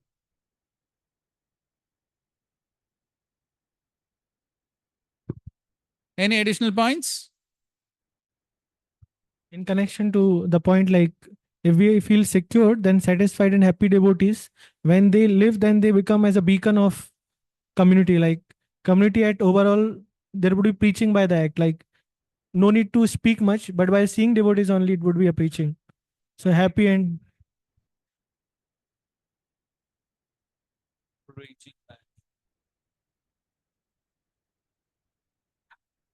regarding this point that those guys who knows this perfectly engage in my devotional service, Krishna tell. So either individual or the community as a spirit, they will not be inactive or thinking like I will do bhajan in alonely. Rather, we all should engage in practical devotional service. So, serve in a way that is divine Krishna. Serve to please divine Krishna. If we understand this verse that Krishna is in control of everything, Aham Sarvasva Prabhu, then whatever the quality we see in others devotee, we'll see that it is a reflection or the mercy that he has got from the Krishna. So there is no envious nature among ourselves.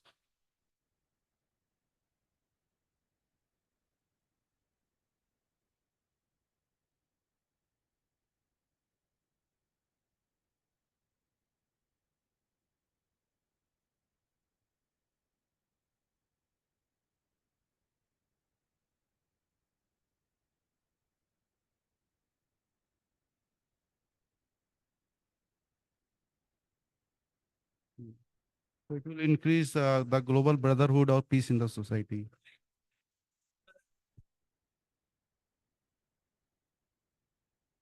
Individual level, there will be conscious use of resources. I mean,